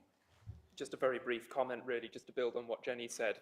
When we were discussing this at the previous meeting, I think that we all saw the diagram of the floor plan and the footprint of the building, and it looked like it was very, very much flush with the boundary of the property. And I think that given the way it was presented, it looked long and narrow, and the property itself looks quite small in comparison with the rest of the diagram. So I think it might have led to a misapprehension of what exactly we were going to be creating, and clearly there isn't that sort of terracing effect that people might be worried about.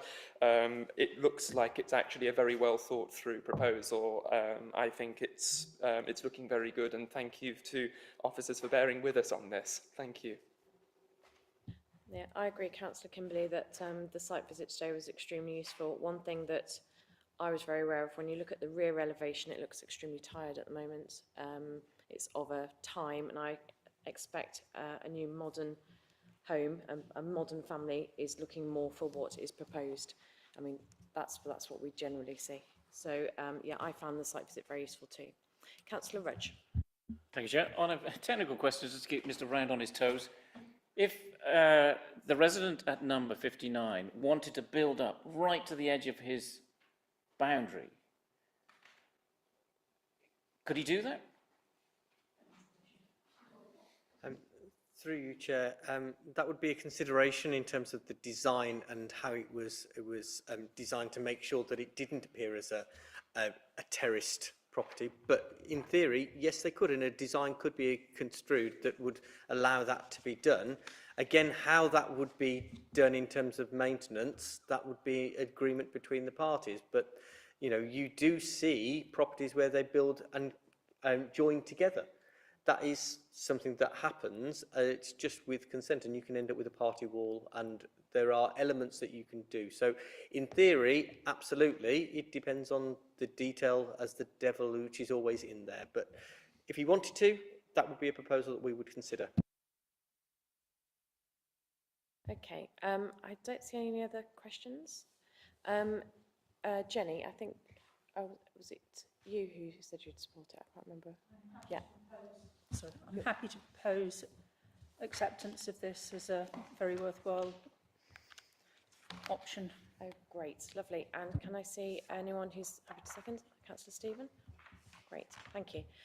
In that case, should we move to a vote? Everyone happy to? In favour of the application, it is with the correction that was in the late paper. Gosh, okay, that's a first. Right, can I see votes in favour of this application with the conditions? And we've got no... Yeah. With your permission, could I just raise a couple of brief items, not necessarily for discussion now, but to flag them up? I would like you to do it with me after the meeting, if that's okay, because if we have any other business, I do like to know beforehand, if that's okay. Yes, under any other business, yeah. Yeah, but I do like to know what it is beforehand, I'm afraid. Well, okay, yeah. Okay, all right, I'll close the meeting now. Thank you.